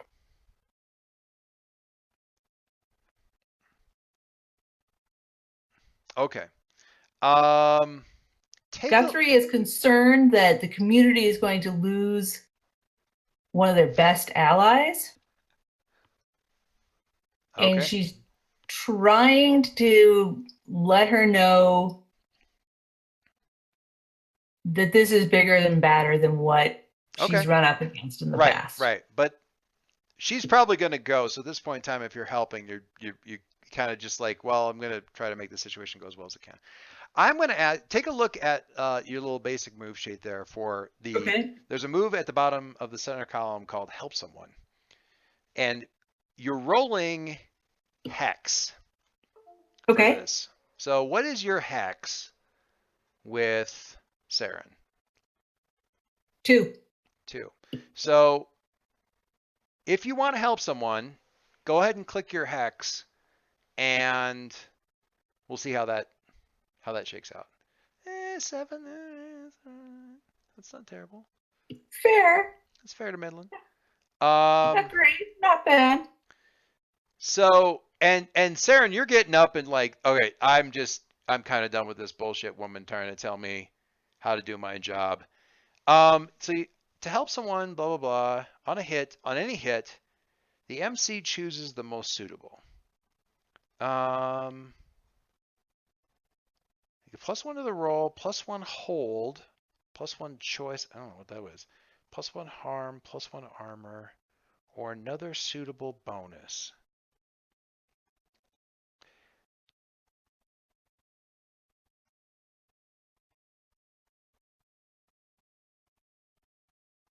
So I'm thinking about like, you've got one last little bit of advice, something that's actually going to be like, if this happens, do this kind of thing. Something that's not bloody obvious, because Serran has fought these things before. And it could be something not established in the fiction, like, you know, I don't even know what, particular, take this plant, axle, coat your arrows in axle grease. I don't know, whatever it is, but you can give them a bonus to a particular kind of thing, Okay. or just give them a +1. I don't know what the hold would be. You can give them. You could give them a hold, like give them a +1 hold to like reading a situation. So basically giving her an extra question that she can ask on reading a situation, or another choice. Giving her a bonus to harm or some sort of protection that she can have. Like maybe you can even pull something out of your pouch. It's like, if you're going to go, at least take this kind of a thing. Yeah. I'm going to say, if you're going to go, take this and just make sure that you have it in your pocket. And it'll be like a sage bundle, but it's not sage. Or you could give her, well, I mean, you give her whatever you give her. I want to remind you that you've got that funny little glass thing. You want to remind me of what? That you've got that funny little glass disc. Oh yeah. I don't know if that would be, I'm not giving that away because I'm not entirely sure what the hell it does. Yeah, the wheeler woe is a little obtuse on that one yet. Sure. So is this thing meant to be like a bonus to armor, a bonus to? It'll be like it'll be more of a protection thing. Okay.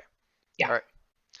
Where they're not going to get up close and personal. It's more of a warding. Sure. Okay. Herb. All right. So if you're going to go at least take this, and she hands you like this little sachet kind of a thing. Do you take it? Sure. No reason not to. All right. All right. But still angry. Definitely. I mean, I just tuck it in a pocket and nod and thanks and walk off. All right. I like it.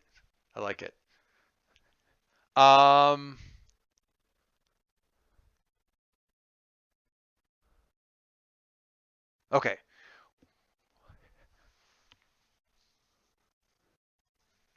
I want to cycle back around it. That was nice, guys. Thank you.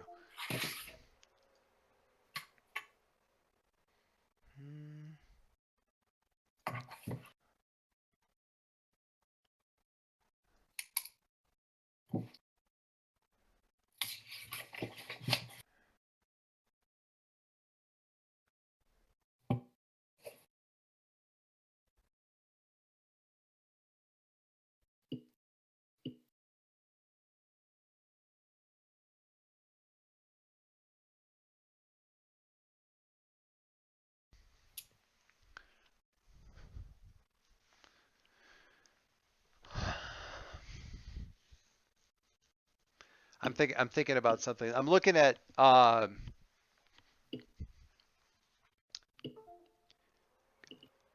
Amanda, I'm looking at your tinkering thing because I think that tinkering move that you have is going to be,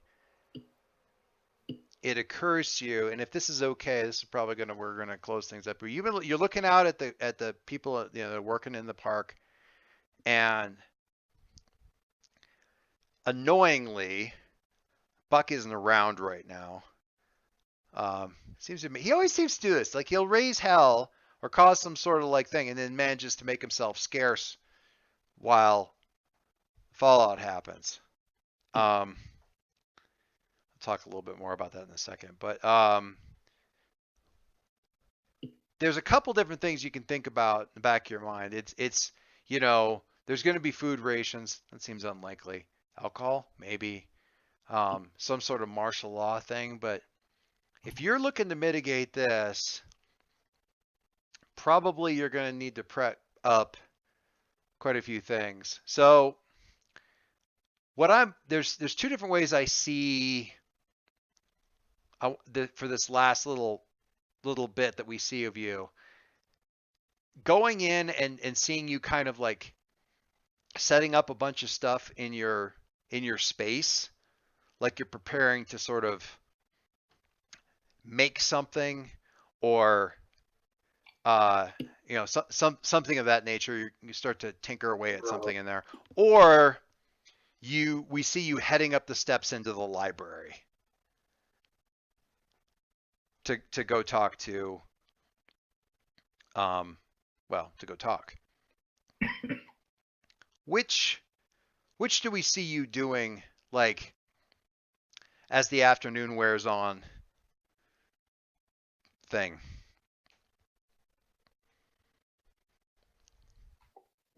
Well, there's always things to do. There's always things to I mean, do, the tinkering and stuff. But you know, I don't with your like with January heading off. Do you go back in and say, you know, sort of like, you know, you're gonna have to get ready for what's coming, and you start getting things organized in a very specific way? Or are you heading up the steps into the, you know, kind of around to the front of the, a little bit more to the front of the building and up the steps, kind of a deal? no, I'm getting stuff ready. Okay. So that's the last thing is we see is kind of like you, Tigger, say, okay, all right. And you start, you know, pulling certain things back off the shelves, some other things going back up, and you know, so the camera shot is panning back away from that and out the door and back further as we see people, you know, working out in the pasture, out in the park, and you know, kind of back up into the side so you can kind of see most of the park, and pulling back until we're actually looking at it through a window, and you know, the camera turns a little bit to the side, and we realize that the camera are standing right next to Kreider, who's, you know, maybe 10, 12 stories up in the tower and looking down at the park with his arms crossed. He is not smiling, and he's looking down over this whole thing, like this whole park, as you know, with this, you know, downturned face and you know, displeasure writ large across his features. An expression that nobody really in the park rarely ever sees. And that's what we're going to stop with, is him looking down on everything. Dun dun dun. Dun dun dun. Oh, Creator needs to die. Oh, can I go back and just shoot him with the bow and arrow? I mean, like when he first starts talking. Let's go back. Let's go back and do that. Just go back to a retcon? No. I was telling Kate kind of where I was kind of thinking I was going with the person who's going to kind of be running things, and she just kind of looks at me with this kind of like, "Are you fucking with me?" look on her face. She's like, "I'm gonna kill him. I'm gonna kill him if that's who it's gonna be. I'm gonna kill him." I'm like, all right. Oh, I don't think we need to kill him. I just think we need to set him loose in Central Park for a little while. I mean, on his own. Sort of the same thing. I got So I make a couple things clear. The way this game is set up, I don't want anybody to feel like there's a status quo that can't be tipped over. This game is about the status quo getting tipped over. So I've got crosshairs on every NPC. I don't have even if I have favorites. Honestly, especially if I have favorites. So there's no protected GM characters. Everybody can end up with an arrow in their throat, shotgun in their face. There might be fallout. Shoot Krieger in the throat. That's fine, but he's got a whole bunch of guys with shotguns, so that's some other thing to deal with. Well, there's also better the devil you know than the one you don't. Yeah, I mean that's a power vacuum, and who fills that? So, right. So there's always that thing to worry about as well. Okay. By God, guys, we actually got to play a session. Look at that. Woohoo! I'm and the dice did all kinds of crazy things. So I made a point of checking a few things. There may be another point to pick up on Kai. But Kai's got a checkbox. And I think Serran's got 2. And I think Guthrie's got 2 because she gets one for that hex roll at the end too, and she had the weird roll early on. So we're ticking along. If you recall, that's like once you get 4, you uncheck them all and check in one of your XP improvement things. So as you're getting hurt, as you're getting your hex rolls, roll your stats. The thing that you'll run into with the game that I want to just, and I'm trying to be good about it in terms of demonstrating it though.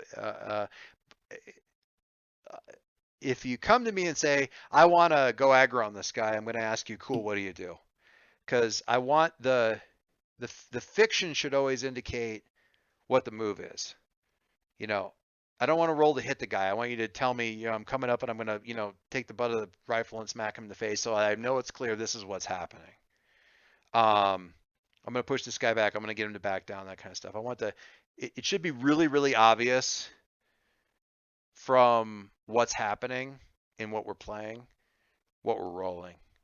And probably when we're rolling, because there's usually that sense we've all gamed enough to know in a game, this is be about where dice hit the table, and that's a really good instinct. There's probably that's a really good instinct for it. It's just a question of what. So I don't need you guys to worry about the move sheets, but certainly if you see like I've got this cool move that I have on my character sheet and I haven't used it yet, and you want to angle things toward that, by all means do that. That is entirely fair. Like that is totally a thing you should absolutely do. I haven't rolled a hex thing and I want to get in there and I want to do something with that. Do that kind of stuff. But I like that. I think we got there's some stuff happening. There is some stuff happening. All right. Are we good for next week? Many things. I like, and I have to say, so kudos all around. I like everybody feels like they're interacting very differently with the settlement. I mean, it's really clear to me that Kaiwei's been here her whole life and she doesn't want to mess with things. And she doesn't want to cause. Yeah, I don't want to fuck with things. Yeah, she's not trying to make ripples. She's not trying to rock the boat. I've already done that. Like you have personally, or Kai has, and that didn't go well. Kai has previously and knows that Kreider is not going to be okay with that again. So so you have specific history with Kreider. That's cool. I want to learn more about that, but I want to learn more about it in the game. But yeah, I mean, Guthrie's definitely like knows the bad's coming and is trying to just keep everybody like, she wants everybody's heads to stay down, but in a different way. And Serran's like, there's bad shit out there and I've got a bow. So this seems like a very simple math problem. So I like that too. Good stuff. It's good stuff. I like you guys not agreeing on everything. No, I mean in all seriousness. Not agreeing on everything. It's like I said, I don't know if we've agreed on much. Yeah, Exactly. Everybody's approach to everything is a little bit different. I mean, like I said, you guys can all consider each other's allies at least going forward, but at the beginning. But friends may or may not ever happen, and allies may not even stick around. So who knows? But at least that's where it starts, and it certainly felt like that. It's good stuff. I like it. All right. So with that, I think maybe we're still good for next week, and then we'll see. I think that maybe certainly there's at least 1 week in here where we're going to be traveling for like a spring break or something like that. But at least for now, we've got some more action coming.